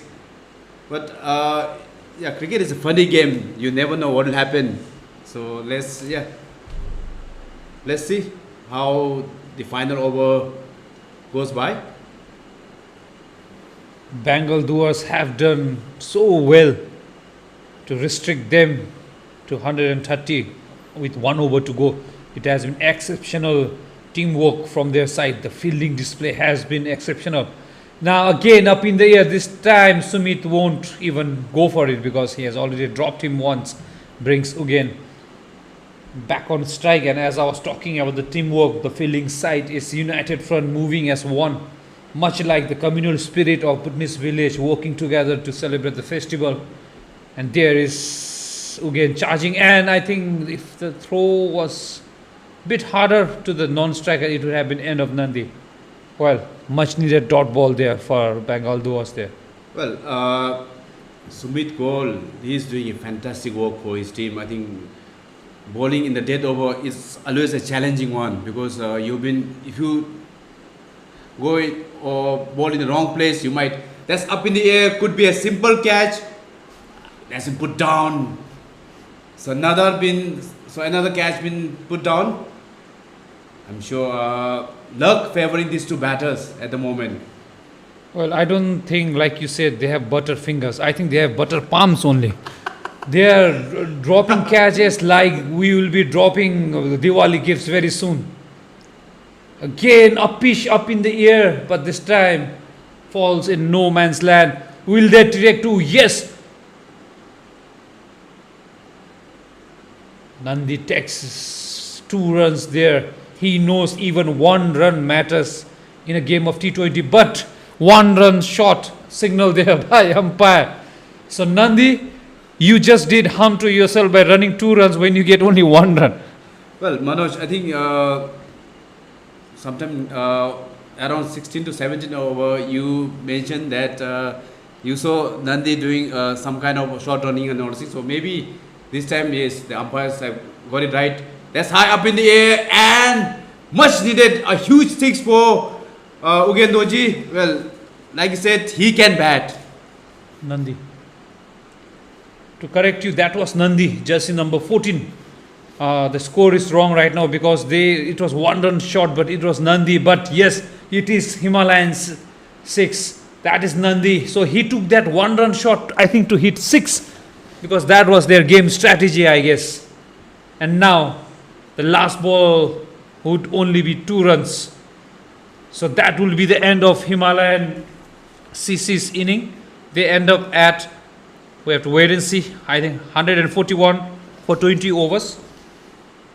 Well, Manoj, I think yes, they have listened to your commentary, so they said, okay, we'll stick with Manoj prediction of 140. So I think yes, they must be 141. So they set a target of 142. I'm sure it will be a competitive score for Himalayan CC.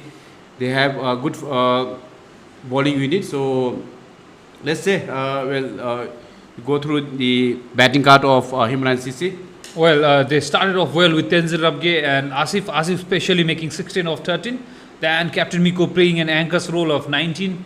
Then it was Bikriyan Das, the star of the inning, 46 from 27. And at the end, it was Nandi who tried to put his foot on the pedal.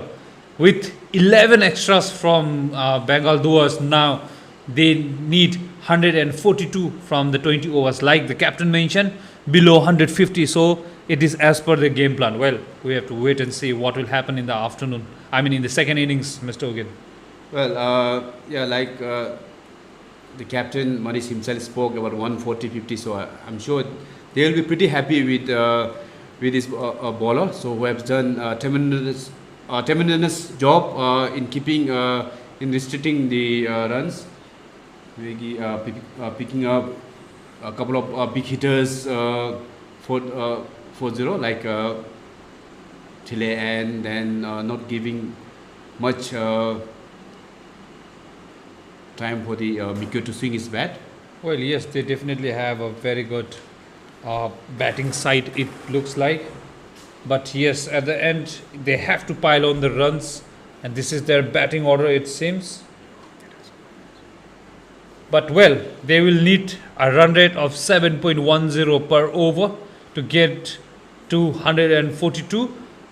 Captain said the wicket looks flat, so in 20 overs, this batting lineup has to come and show that they can do. With that, please wait a while. In next 10 minutes, we should be back with the second innings, and we'll see whether Bengal Dooars will reach the target. Please stay tuned and enjoy the break. Grab a coffee, and we'll be back.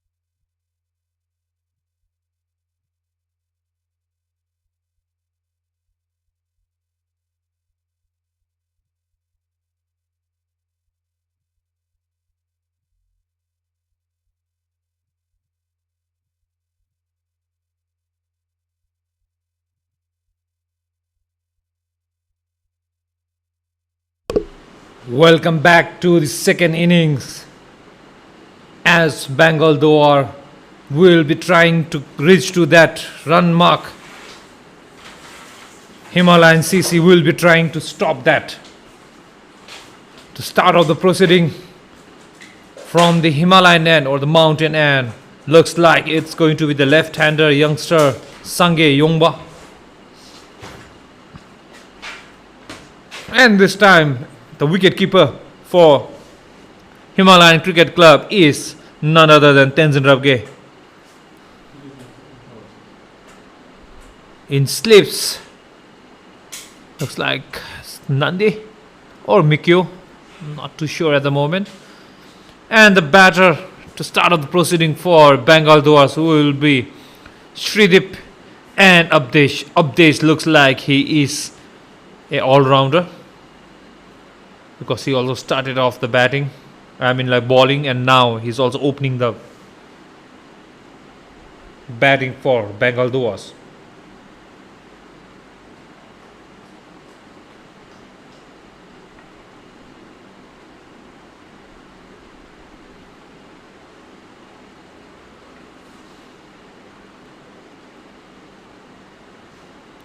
Some problem in the outlay, but do not mind. That's the first ball. Starts off with the dot ball there. Sange.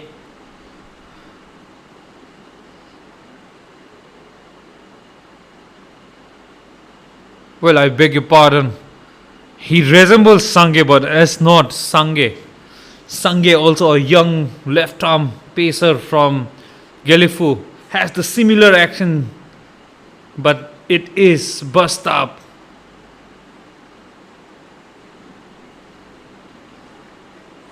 A hint of swing there from Bastap. The left-hander starts off with 2 dot balls, just what Himalayan Cricket Club needed.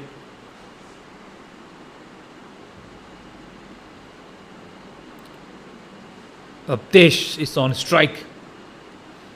Well, we used to see this during our school days, opening batting and opening bowling. Well, it's nice to see we have an all-rounder who opens the bowling and opens the batting as well. Wide ball, swung quite a lot.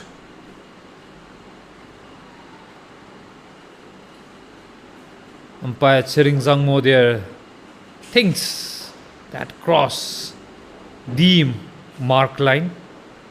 Well, we call that's an umpire's line. So, well, that's totally up to her decision. No reviews, no replays here. If you want to watch again, you can retrieve the timeline from YouTube and maybe do so. Again a swing. Well, making life hard for a left-hander. Well, if I was Abdesh, I would try to take single, at least get a bat on the ball and, bring maybe a right-hander. I hope Shridip is a right-hander, because it's always easier for right-hander to play when the ball comes in than to a left-hander when the ball goes out. Well, that's my way of thinking and my way of playing. Well, please correct me in the comments if you feel so. See, just like that, the ball is swinging away from you. He's trying to play it on the leg. It's like, off the spinner playing against the turn. Against the turn is easy to play because the ball is slow, but here he is steaming down around at least 120 to 130 kilometers per hour. So it's always a difficult ask. He should be playing straight and the ball is swinging. But definitely he has got everything there. First up, jersey number 29. This time drifts down the leg. Well taken by the young wicketkeeper there.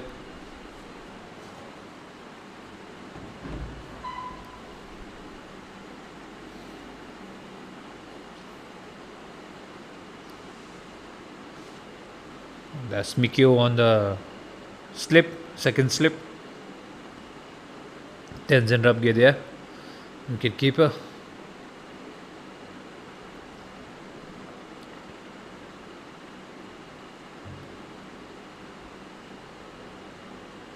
Again a swing and a miss. Up there's my friend.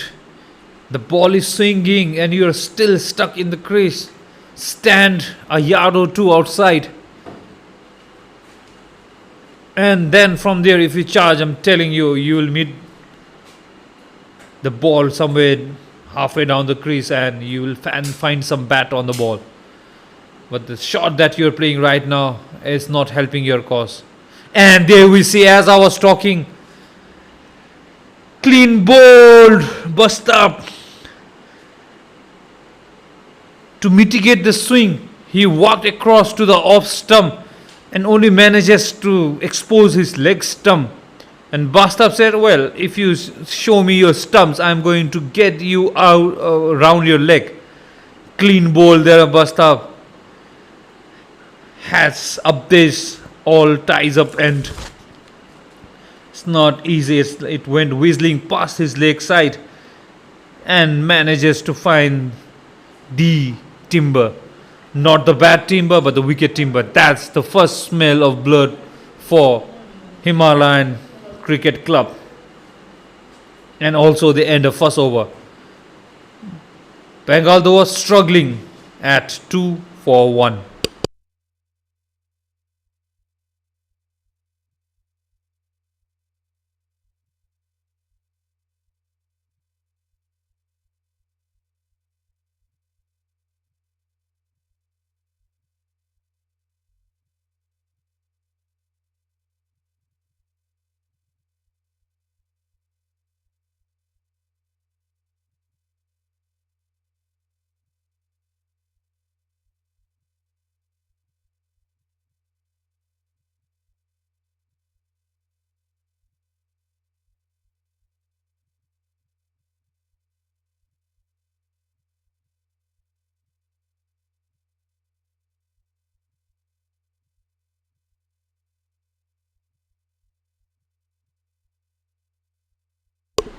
Well, as I was talking about Avesh from Bengal Dooars, opening batting and opening bowling, we also happen to have an all-rounder who opens at both ends.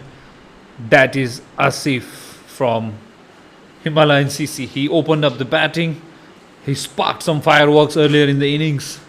Now we need some fireworks from him from the Gelephu City end. Facing the ball first time will be Sridip. Has a very good stance. Looks like a calm and poised batter. But we have to wait and see. Shot this time, played it off. And a miscommunication there. No harm done.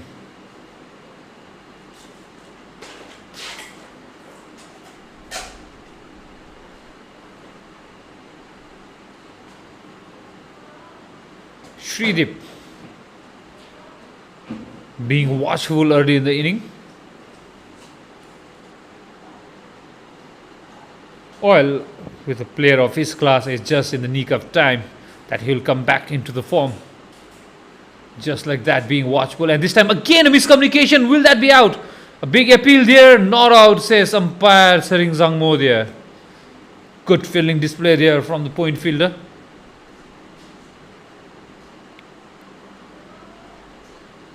Himalayan CC are quick in the field. They are like the hungry tigers looking for the prey being the white cricket ball here. They don't give away easy runs.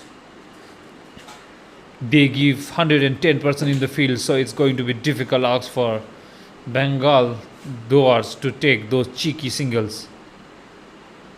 Again a miscommunication, again same, and this time they managed to take single because jersey number 11 Rohit took a start this time.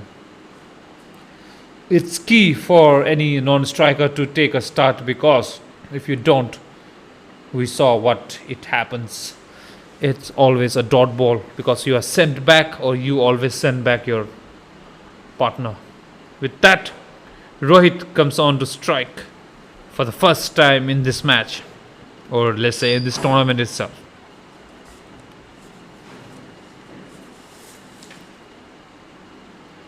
The energy of HCC fielders is amazing.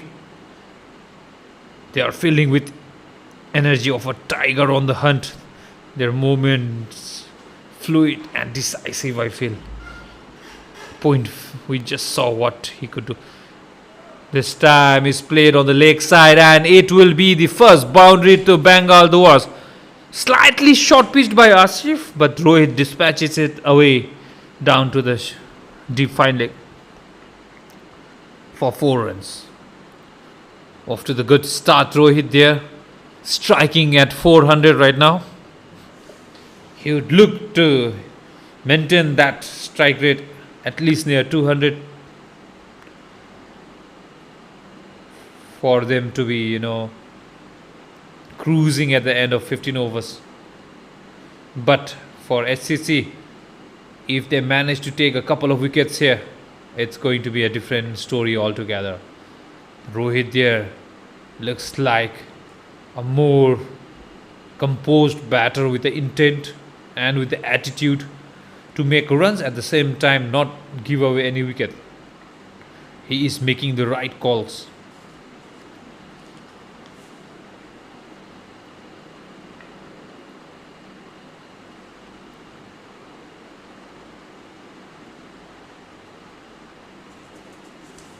Asif to continue from the Gelephu City end with his last ball of his first over. Again, lets it go, Rohit. At the end of 2 overs, well, Rohit there asking question, wasn't that wide? Well, that definitely wasn't. Plus, you moved there, yeah, just like that. Not a wide ball, Rohit. At the end of 2 overs, Bengal Dooars 7 for 1.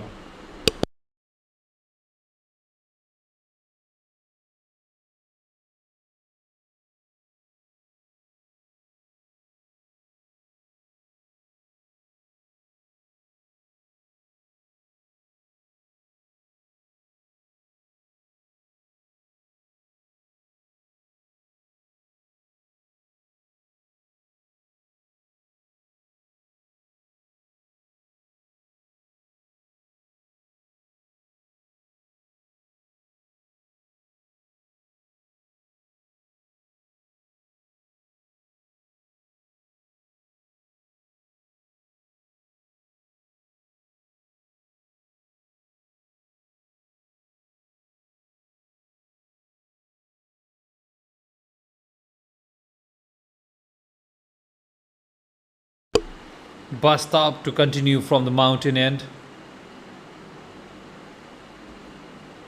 Starts off with a dot ball. What a sensational start from Bastap there. Giving away just 2 runs and picking away the crucial wicket in his first over itself. Sensational start there. What a baller.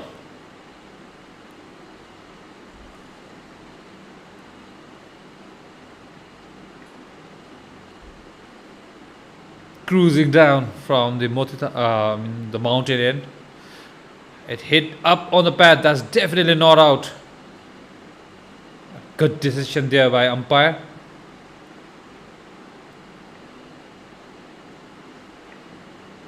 Sering Zangmo there represents the national team, women's national team, one of the critical part of the team. A batter and balls off spin, all-rounder. Right now, officiating a men's crucial tournament. A big shout out to her as well. Played it off the back foot into the gap. Will that be 4? No, the fielder will just cut it off at the right time.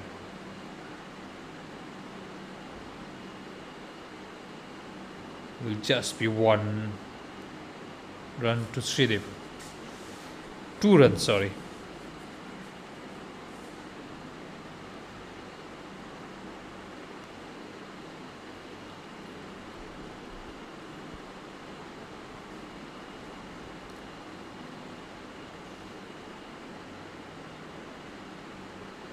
Passed up. Because of the swing, it's called white ball. He's finding it difficult to control his swing, especially for the right-hander. For left-hander also, he bowled 2 wide ball. One went down the leg, one was on the off stump. This happens with any swing bowler. It's difficult to control, and it's hot and humid there. We see towel with Chile Jamso just shining the ball, keeping it dry.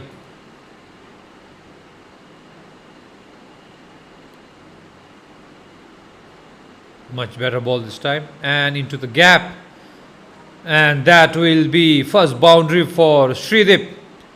Played it sensibly into the gap, pierces the gap and finds the boundary.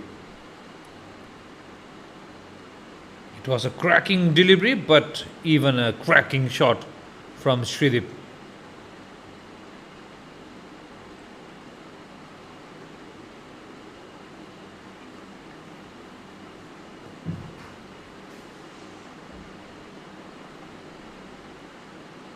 A tremendous comeback from Sridip there. Bastav, having taken the wicket in first over, was bowling well until that 4.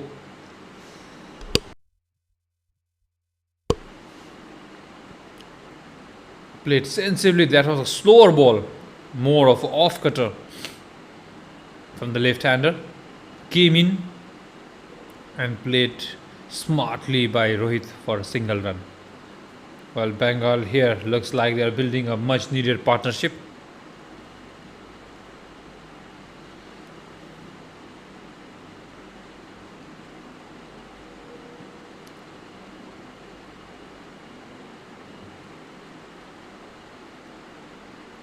Well, I beg your pardon, that was Sridip with the second boundary.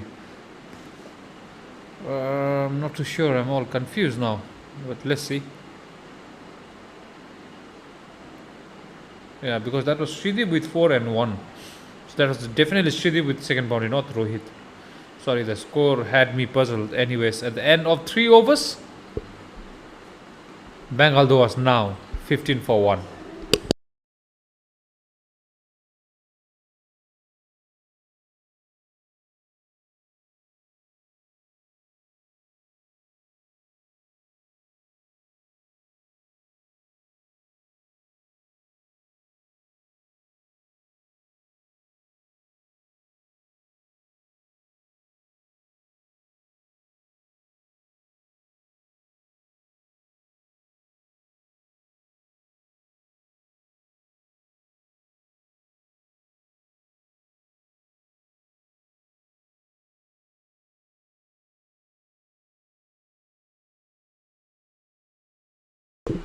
Asif to continue from Gelephu Town end.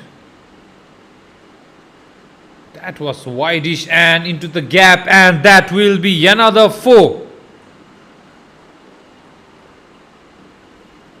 4 number 3 there for Sridip. Sridip has definitely come out all guns blazing. What a shot that was. A cracking delivery and a cracking shot. A sensational start to Sridip there.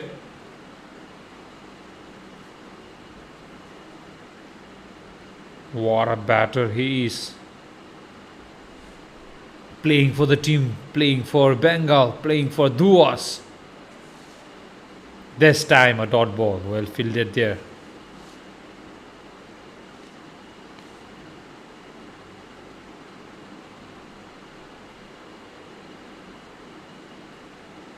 Asif is trying his best. I think he's trying a bit too hard to generate that pace. That pace is not needed at the moment. It's the line and length and the dot balls that he should be focusing on.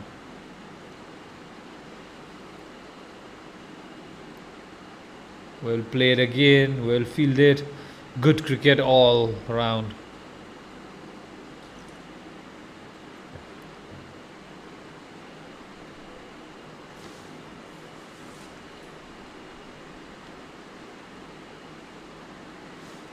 Well, Sridip there, he's as calm as Buddha, even under immense pressure that he came in, just waiting for the right moment to strike, and strike he is already 3/4.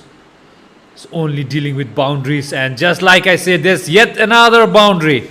The 16 runs that he has got are all boundaries.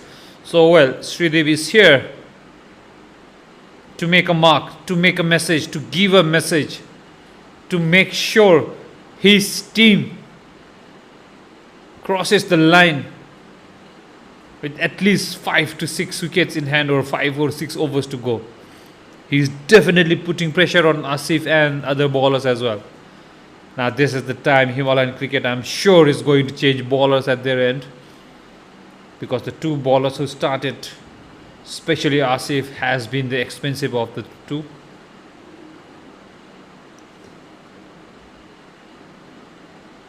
Like what Bengal did, I think Himalayan CC should now break this partnership, because when Himalayan were building, they came back with crucial wicket. Now they have to do the same, Himalayan, here, and again played it down, but it will only be 1 run to the deep point. Patrolling the boundary there will only be 1 run. Rohit there playing an anchor's role now, enjoying the view from the non-strikers end. It will be just in the nick of time. He too will start hitting boundaries and all, I feel. He is making the right call at the moment, however. Taking singles, bringing back Srideep on strike. Srideep can now relax, because it's the last ball of this over. They should not take one. They should, well, it's for the team though. I think it's going to be 4 or at least 2. We have to wait and see. Well, it's going to be 2 runs. Rohit there playing off his pad and finding the gaps as well. At the end of 4 overs, BDR now 26 for 1.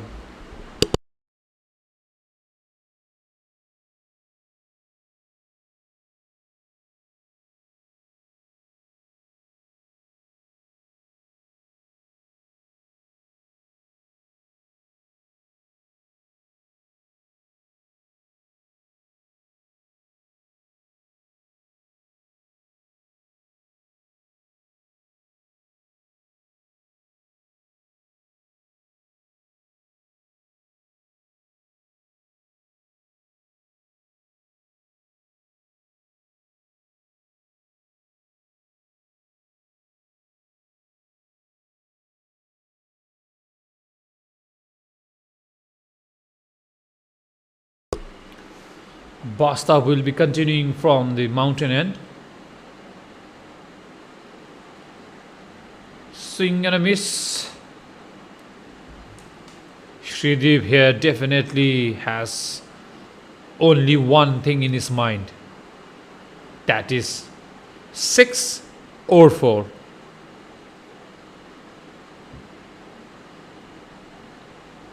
We saw the similar approach earlier in this match from the left-handed batter of Himalaya, Bikram. Now we are seeing the same, and this time is down the leg, definitely a wide ball.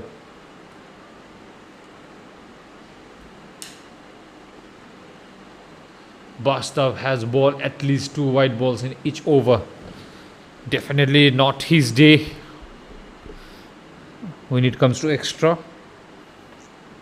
Because mind you, Bengal Dooars only gave away 11 extras.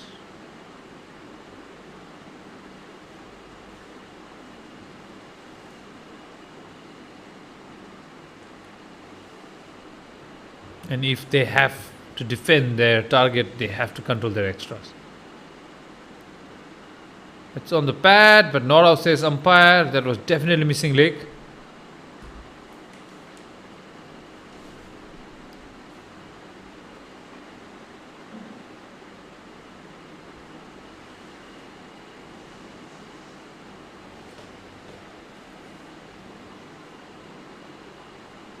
Our online YouTube viewers, please do let us know if you want us to cover anything, any questions that you want us to answer. We are here. I will try to give you your answers. Played it off the bat for 1 run. Sridip now has 2 singles in his name, and rest are all boundaries. Takes him to 18 off 15.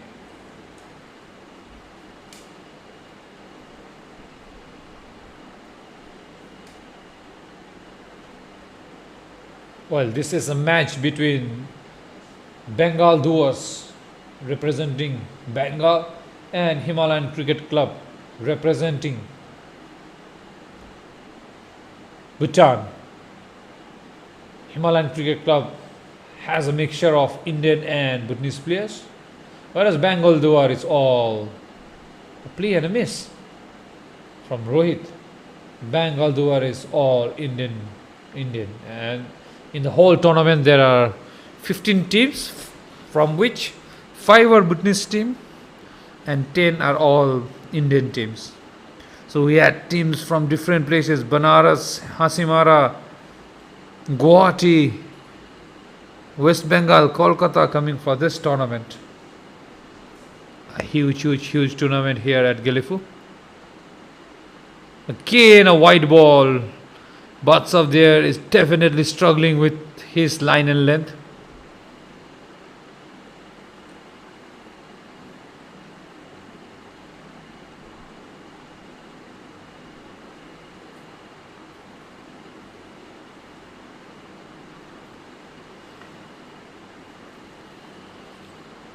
Bastav to continue from the mountain end. Much better delivery this time.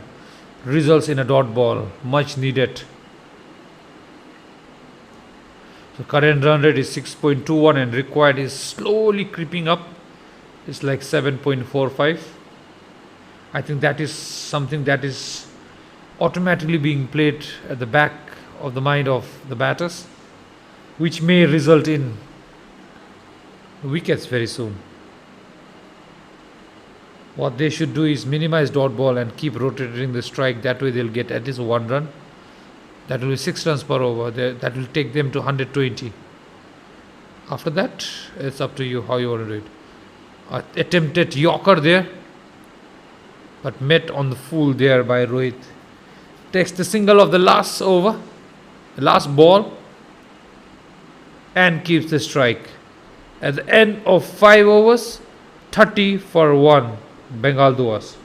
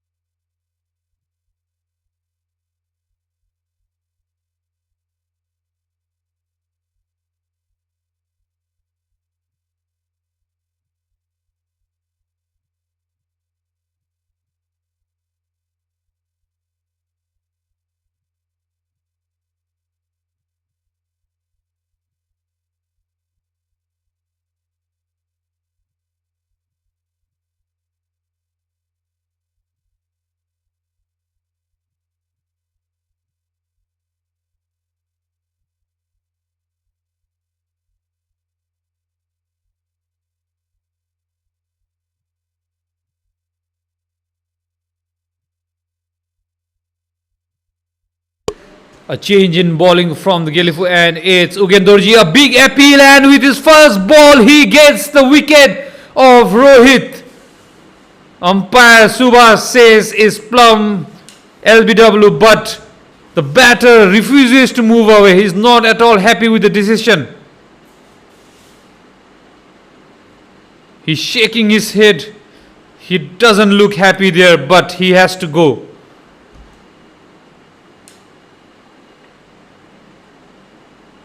A beautiful bowling change from captain brings the young Ugendorji, and with his first ball gets the wicket of Rohit. Long walk down to the pavilion there. But it is what it is. If you try to play cross on a turf wicket which is keeping low and holding back, you will eventually lose your wicket. And that is what happened with Rohit. Brings Manjit Singh, jersey number 15, onto the onto the crease.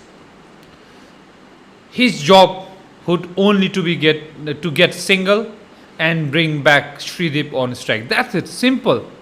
Not a rocket science. Keep it simple. Defend the good ball, take single, bring Shrideep on strike. Who is striking more than a runner ball? What else do you need? There has to be a game plan. There has to be an intent when a batter walks in. If you don't have that, well, you might put your team into trouble.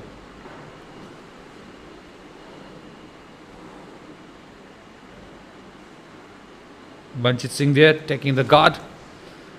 Young Ugendorji doing what he is supposed to do, taking wickets, bowling dot balls.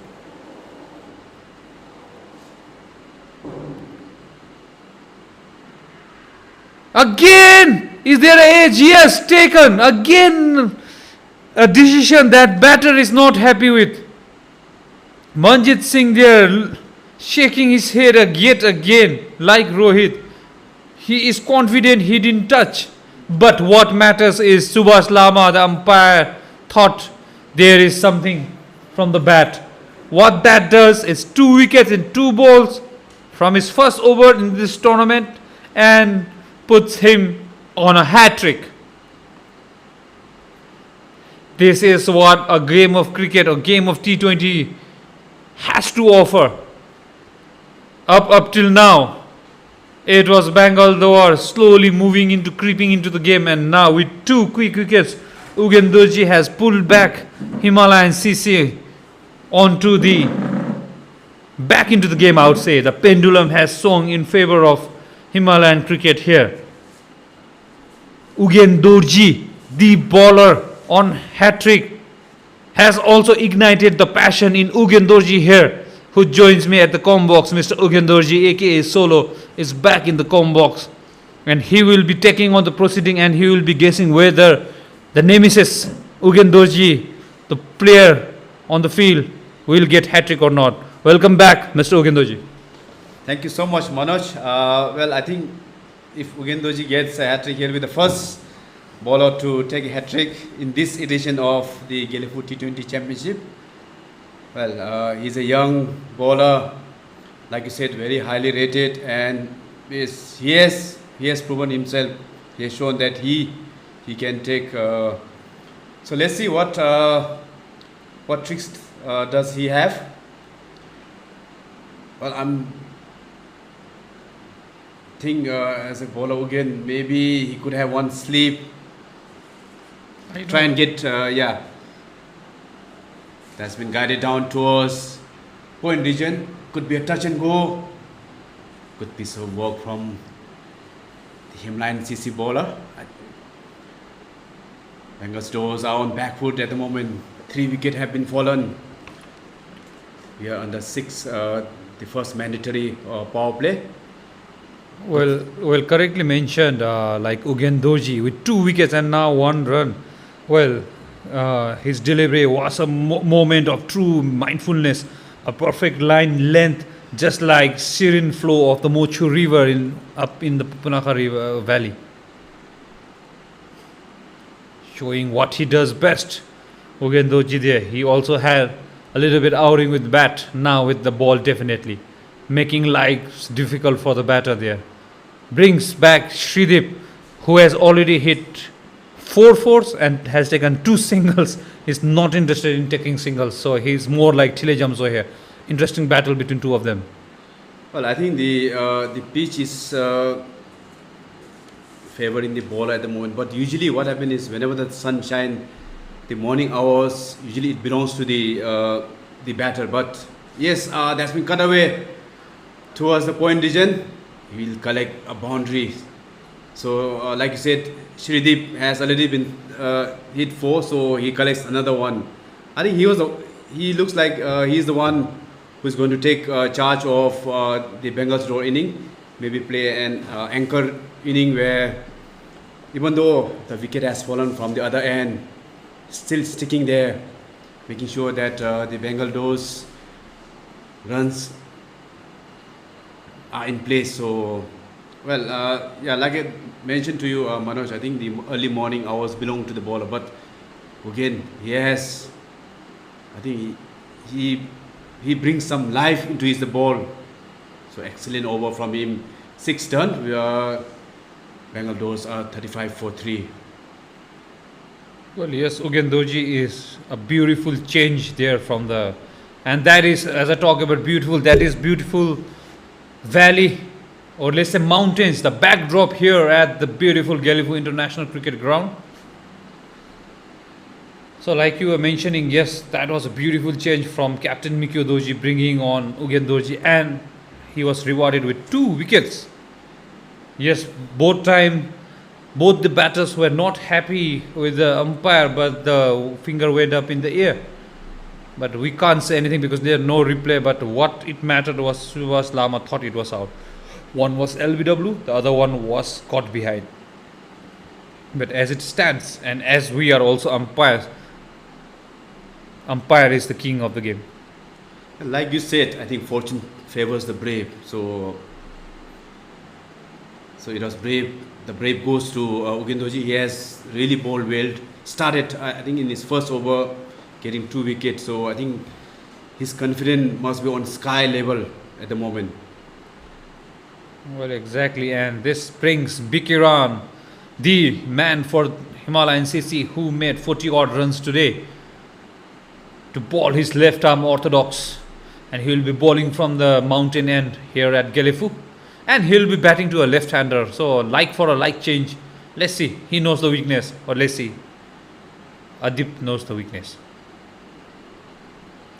From the inside of the batch, takes single and brings Sridip. Now, this is going to be an interesting battle. Ball turning away from Sridip. It's always a difficult ask, Mr. Ogen. So, would you reckon a slip in place? Well, if I was captaining this team, definitely, because but may not be, because Sridip is attacking, so I think he's already set, so may not be for him. But for Aditya, who is a left-hander, I think I will have, because with that angle, he will create that angle, and I think I'll have a slip for Aditya because he's new, and also with that angle with the left-hander. But for Sridip, I don't know, but you are a coach, I'm not a coach, so I think you have a better perspective on this. So maybe if the ball is turning, yes, why not? Maybe for a couple of ball, a couple of deliveries. But at the moment, 5 boundary riders has been placed for Himalayan CC. So they have to patrol the boundaries. I'm sure, yes, they doesn't have much runs to defend, but their bowling has been absolutely spot on. 106 runs required from 82 deliveries, make it 101. So if I was the captain, I would have done this. I would have given single, open up the field, give single instead of having a slip. I would have given single like this to Sridip, take him off strike, and the new man. Now I would have put slip. I don't know. That's how I would have done through my years of playing cricket. I would have done that, but maybe different. Yes, each different people has different perspective and the tactical change. That is what I was talking about, Manoj. Well, the ball is doing some tricks, so maybe why not take some risks that might turn into a goal. Yeah, exactly. So right now, if you saw how Aditya played, he tried to play it on the leg. The ball was on the off stump. So if the ball doesn't turn, if he bowls some top spinner, it will definitely go to the slip. Just the ball like that. If he keeps on the off stump, he will need a slip. That's what I was talking about. Because he's playing for the turn. If the ball doesn't turn, then you need a slip. So that was my thinking. I don't know.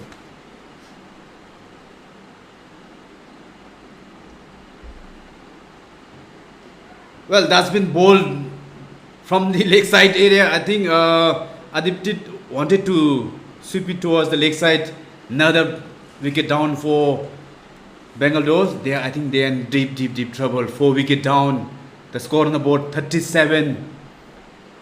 Well, not only they are in the trouble, even the umpire is in trouble because the stump just broke.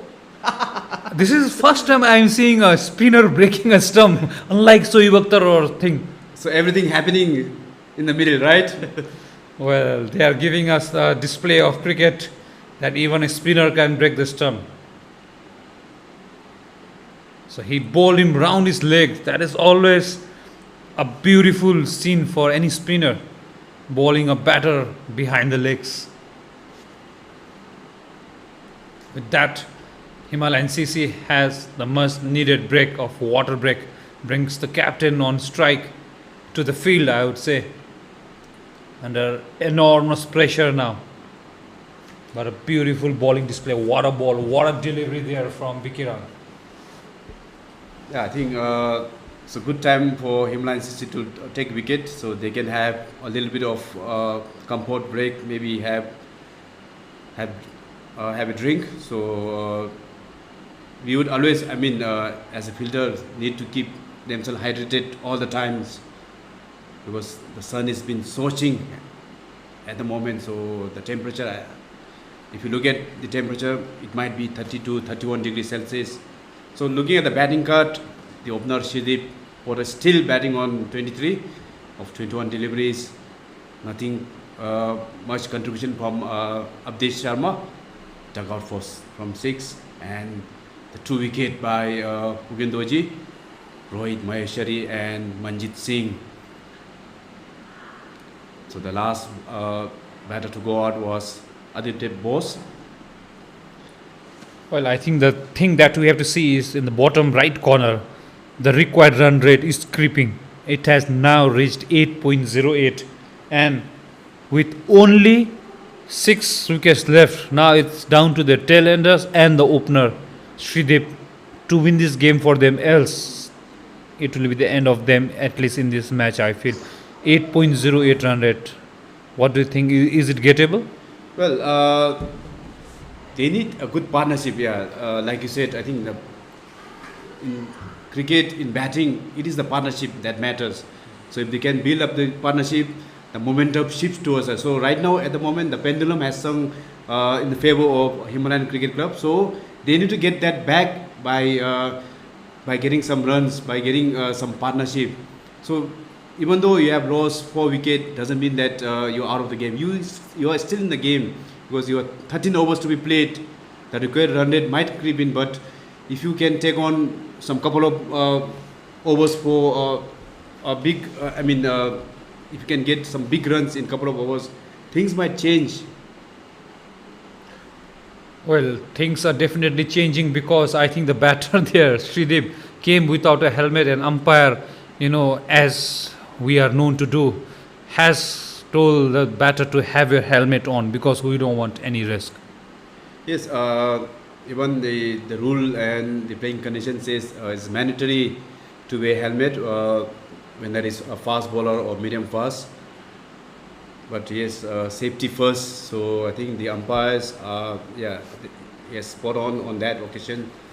So we don't want any injuries to happen to any fielder or to any players. And Ugendorji is quick. I know, I have played with him. I have kept against him. He is quick. He doesn't look quick, but he bowls at least around 120 to 130 mark, and that can do serious damage to anyone's head if he manages to bowl a lethal bouncer, I feel. It's a single to the third man. So that brings Manish Kumar on strike. He's yet to get off the mark, yet to face the ball. Well, he has to now play a captain's inning with 4 key batters already back in the dugout and 1 opener batter still there. Let's see what kind of role he puts himself onto. Well, very watchful eyes, I guess. He'll let that go. But Ugendoji hasn't been an easier bowler to play, a tricky bowler. If I have to quote something for him, that was a real surprise kind of delivery, like an unannounced trick through the Himalayan trails. It caught the batsman completely off guard in his first over. He did.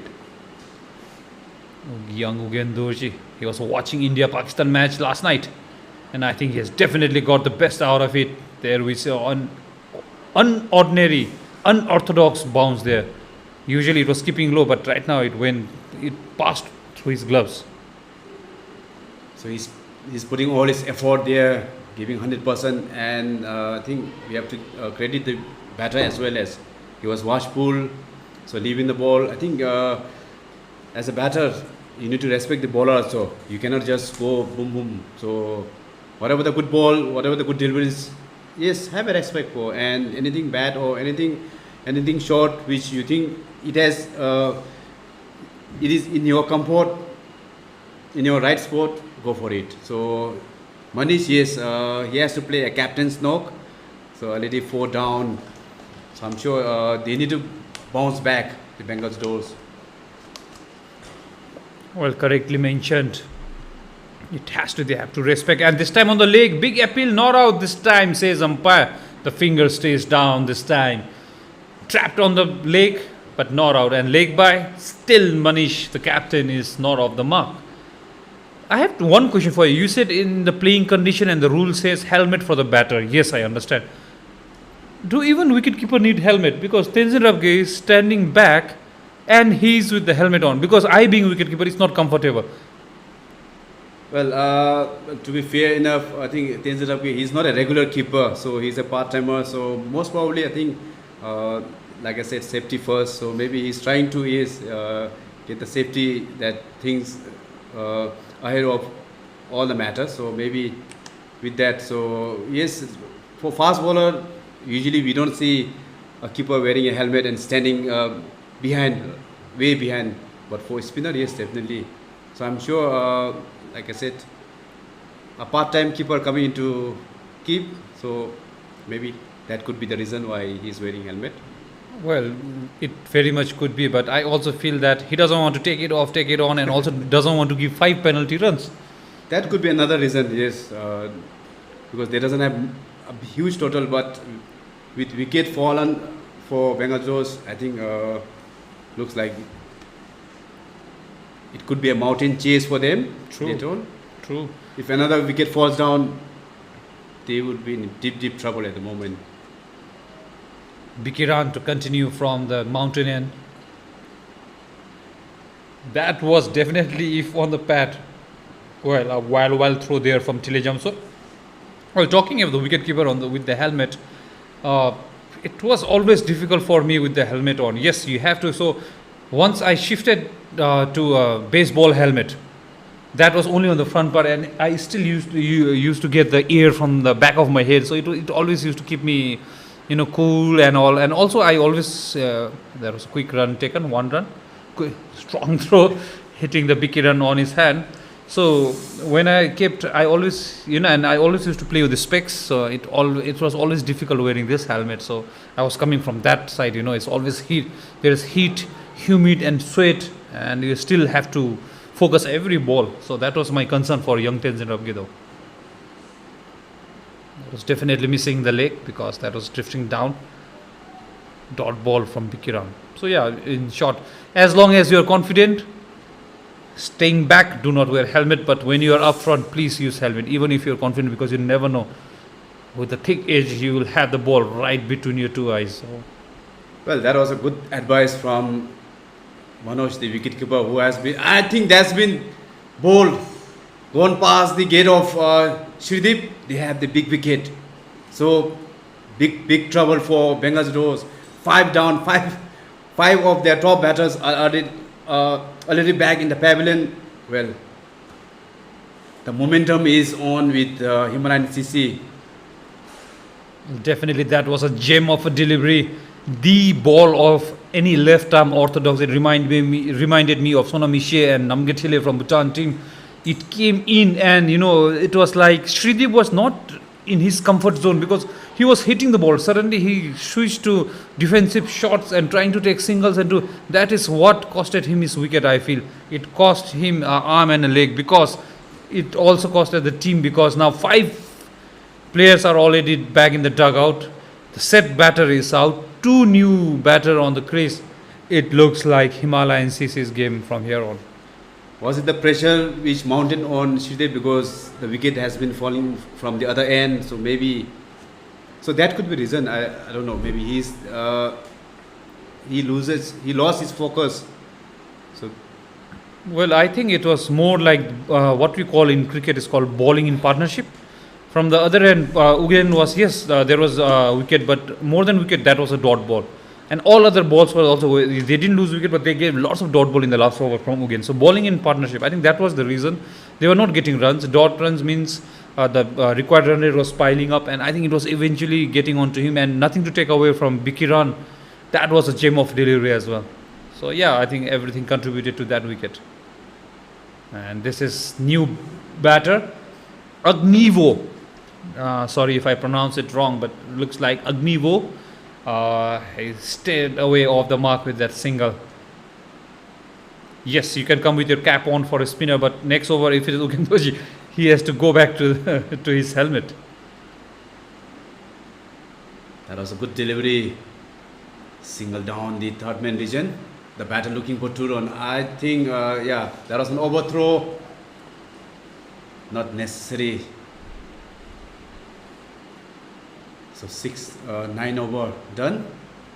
Bengal Dooars are 43-4-5.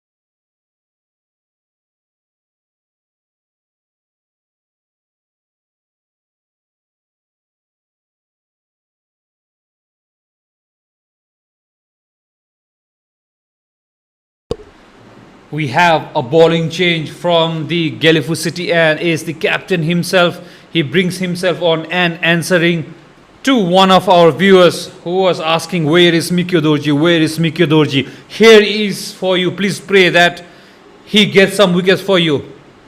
Mikyo Dorji with his first ball drifts down the leg and plays in the gap, and that should be 1 run down. Tile jumps, so they are doing the sweeper walk. Restricts the batter to 1 run, and smile on Mikyo Dorji's face saying, hey, he stopped that second run.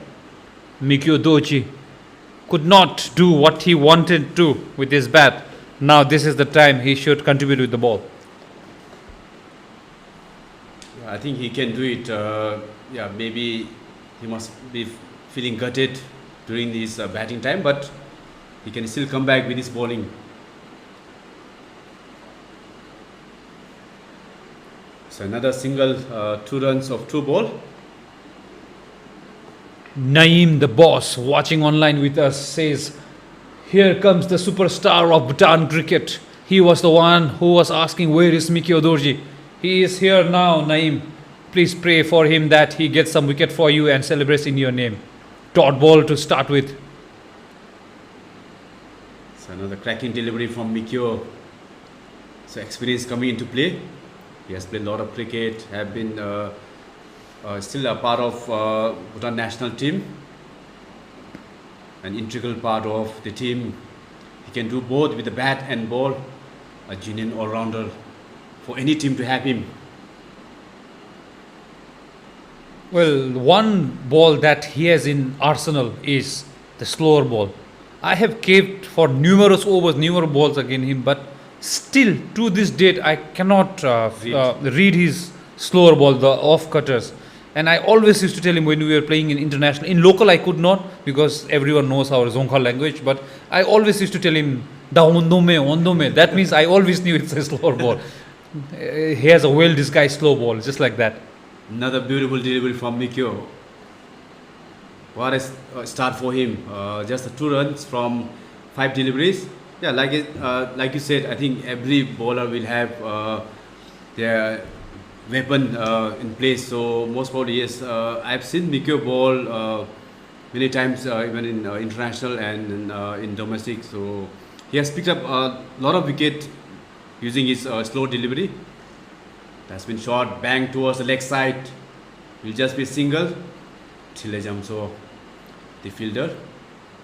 So good work from him. End of 10 overs. Bengal Dooars are 46 for 5. Just 3 runs off his first over. I hope Nyanim is happy with that performance from Mikyo, your superstar. Well, talking about Thile Jamso, the one who fielded right now, I was expecting him to have a roll of his arm, one or two. Well, he is one person. We can see his trademark pose there on his knees. Whenever he's tired while batting, doesn't care. He just goes down on his, just like on your screen right now, right top. That is his trademark way to sit down and have a breather. Well, it looks like he hasn't been playing cricket for a while. Else, when he's fit, he always opens the inning for any team he plays. Even from his batting, we saw the first ball he charged down. From we have played cricket for 2 decades together, so when he does that, we know he hasn't touched the bat because he wants to come out and dominate from the first ball. The nervousness inside him, he wants to come out and show that he's on the top. He has that kind of character. The tika we used to say from our coach Baba's time. Well, I think he'll have, yes, definitely roll his arm. So maybe he might say, okay, captain, give me 1 or 2 over. I might get you some magical deliveries, or maybe. So yes, definitely he'll come. If not, he's a fast bowler, but maybe he'll come with his off spin. Down the track goes Agnew. I think he'll just collect a single. So another change in bowling for Himalayan CC as Aniruddha comes into attack. Aniruddha also happens to be left arm spinner again, replacing Bikiran. So I think this end is dedicated to all left arm spinners. I saw even Hishio Namgithile bowling from this end. Oh, that's straight. Well played there. Manish Kumar, the captain, I think he knows the required run rate is 9.66 and the run rate is only 4.62. I think this is the time for them to put the foot on the pedal, not because of the over or because of the wicket. If they lose 1 or 2 wicket more, then it will be down to the tail end. So it's going to be difficult ask then. That's been chipped towards the leg side. Yeah, runs coming in singles and twos at the moment. So I think the boundaries have dried up due to the brilliance in fielding of Himalayan CC. So they are putting pressure on the batters.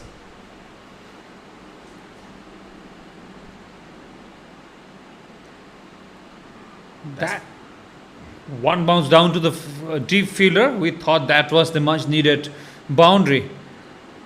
Good shot there attempted by jersey number 10 Agnivo, brings captain Manish. Now this is the time for Manish Kumar to put the foot on the pedal because the run rate is creeping ever so high, and with dot balls like that is not helping their cause. But nothing to take away from the bowlers here.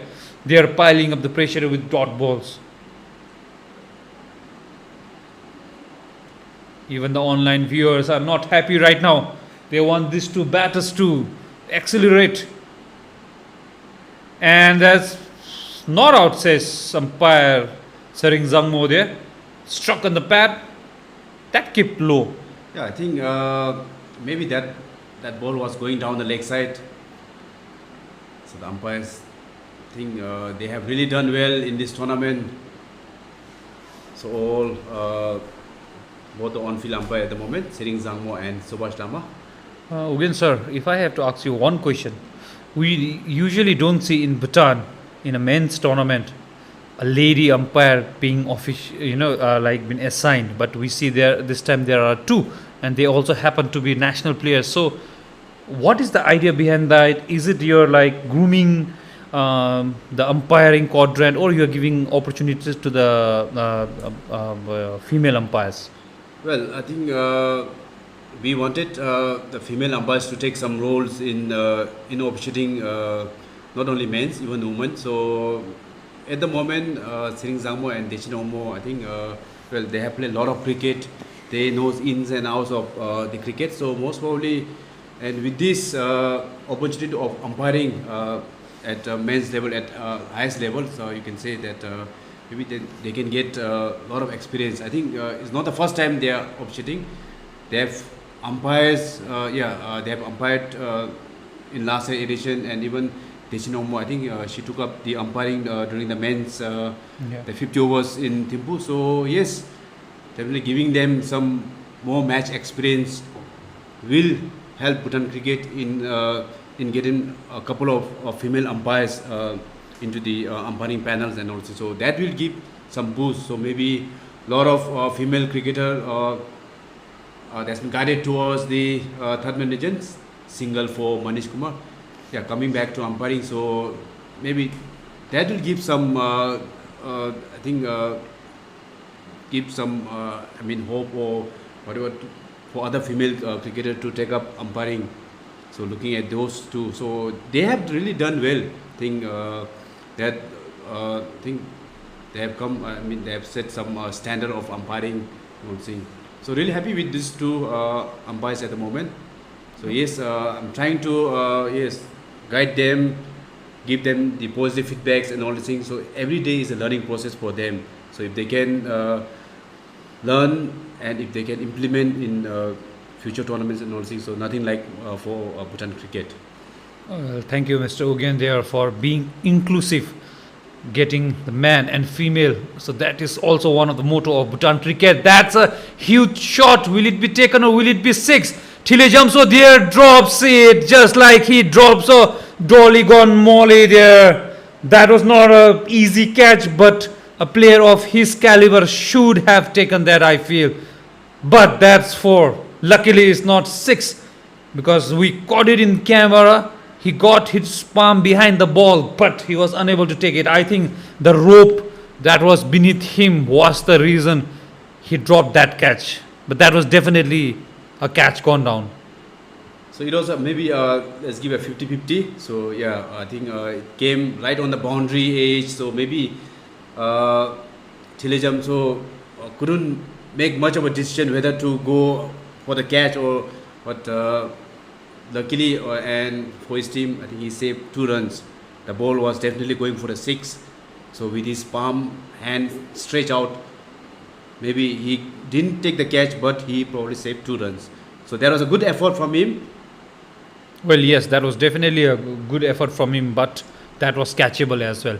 Well, it's a very good debate. We can talk later on over Joel Momo at some place else, but yes, but you feel that was good at him. I feel that he should have taken that because I know what a good fielder he is and the effort that he puts in, but I'm sure he's not happy with himself with that, especially Mikyo, because that could have been his first wicket at the end of 12 overs. Bengal Dooars struggling at 56 for 5 at the moment. And coming back to umpiring again, yes, Bhutan cricket's motto is inclusivity, making cricket available for everyone, not only for playing, as we see also for officials. And even if you could also highlight on the scorers who are scoring, who are behind the screen, who never come in the screen or who never have a voice, if you can also talk upon them. We had 2 grounds, 2 venues, and we had lots of officials. If you could cover on the especially on the scorers, those who are scoring for Bhutan cricket right now in this tournament. Yeah, like you said, I think inclusive is one motto which Bhutan cricket had, and yes, we have 4 scorer currently. So out of 4 scorer, yes, we have 3 female scorer who have been doing both manual and the online scoring. That's down the ground and then appeal for an LB. They'll probably take a single. I think that was a pretty good shout, but umpire says not out. Yeah, coming back to scorer, yes, we do have a lot of scorer in Bhutan and also. So in this tournament, yes, we have 3 female scorer who have been brilliant. I think they have a lot of experience and all the thing. That's high up in the air. Will it be a catch? I think 2 fielder converging it, and Ugendoji picks up very beautifully. So that's wicket number 6 for Bengal Dooars. Safest hand in the Himalayan quadrant there is Ugendoji. It is his day in the field today. 2 wickets and now a beautiful catch, just showing to Bengal Dooars catches win matches, and that is how you take catches. Bengal Dooar dropped, I think, 3 to 4 catches, and now with one going down, the second one is not down, and Ugendoji shows everyone how to take a beautiful catch. That is Aniruddha's first wicket. He manages to take one after giving away 3 runs. So the captain of Bengal Door has to depart. 10 from 17 ball. So they are in deep trouble. Still, the record rate climbing as we go on. Target of 142. They started off well, but in between came the bowler of Himalayan CC, and leading from the front is Ugendoji, picked up 2 wickets, and now the spinner joining into the party. So things are looking difficult for Bengal Door, but still they are not out of the game. Well, it is a difficult ask now. The pendulum has stopped at Himalayan side, looks like, and is not going towards the Bengal Dooars side. But with jersey number 1, Tapas Das coming, he did it with the ball. Now it is time for him to answer with his timber. Let's see what he has in store for us and this game here on. But it's not impossible, because as one of our players, Barun Walkley, used to say, even the word impossible spells as I am possible. So Well said, Manoj. I think yes, nothing is impossible, right? Nothing is, if you have the will, everything is possible. And talking about these two, the teams. So when you compare them hit to hit, so Himalayan CC have 1 win against them. That was the final of. There was an appeal for LB, and it's been given. Well, shake of heads from the batter. I'm sure he is not happy. He's punching his willow, but the umpire thinks he is out, and seven wicket down.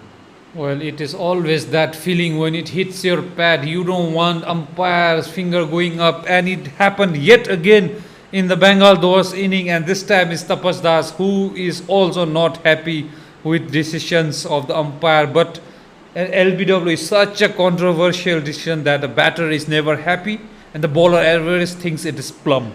Yes, I think that's the mindset which every the cricketers they have in their mind. So whenever they bat, if they hits on the pad, they think that it's not out, and if the ball hits on the pad, they think that the ball it is always out. So I think the umpire took her time. So maybe yes, that's her decision, and it remains as same. And that is all that matters. Her decision, her finger going up. And right now, second time in this match, it's a hat-trick moment. Yet again, we don't see a slip. I think I would love to have one slip. We've been we've been talking about that. So maybe let's see. Okay, Anuradha on hat-trick now. What can he do?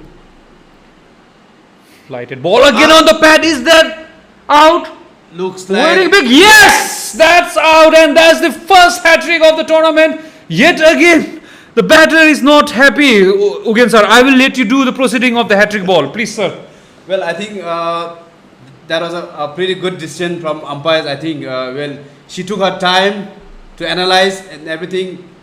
So the first hat-trick of the tournament goes to Anuradha. Well, they had 2 chances, and yes, first was Ugendoji, now comes Anuradha.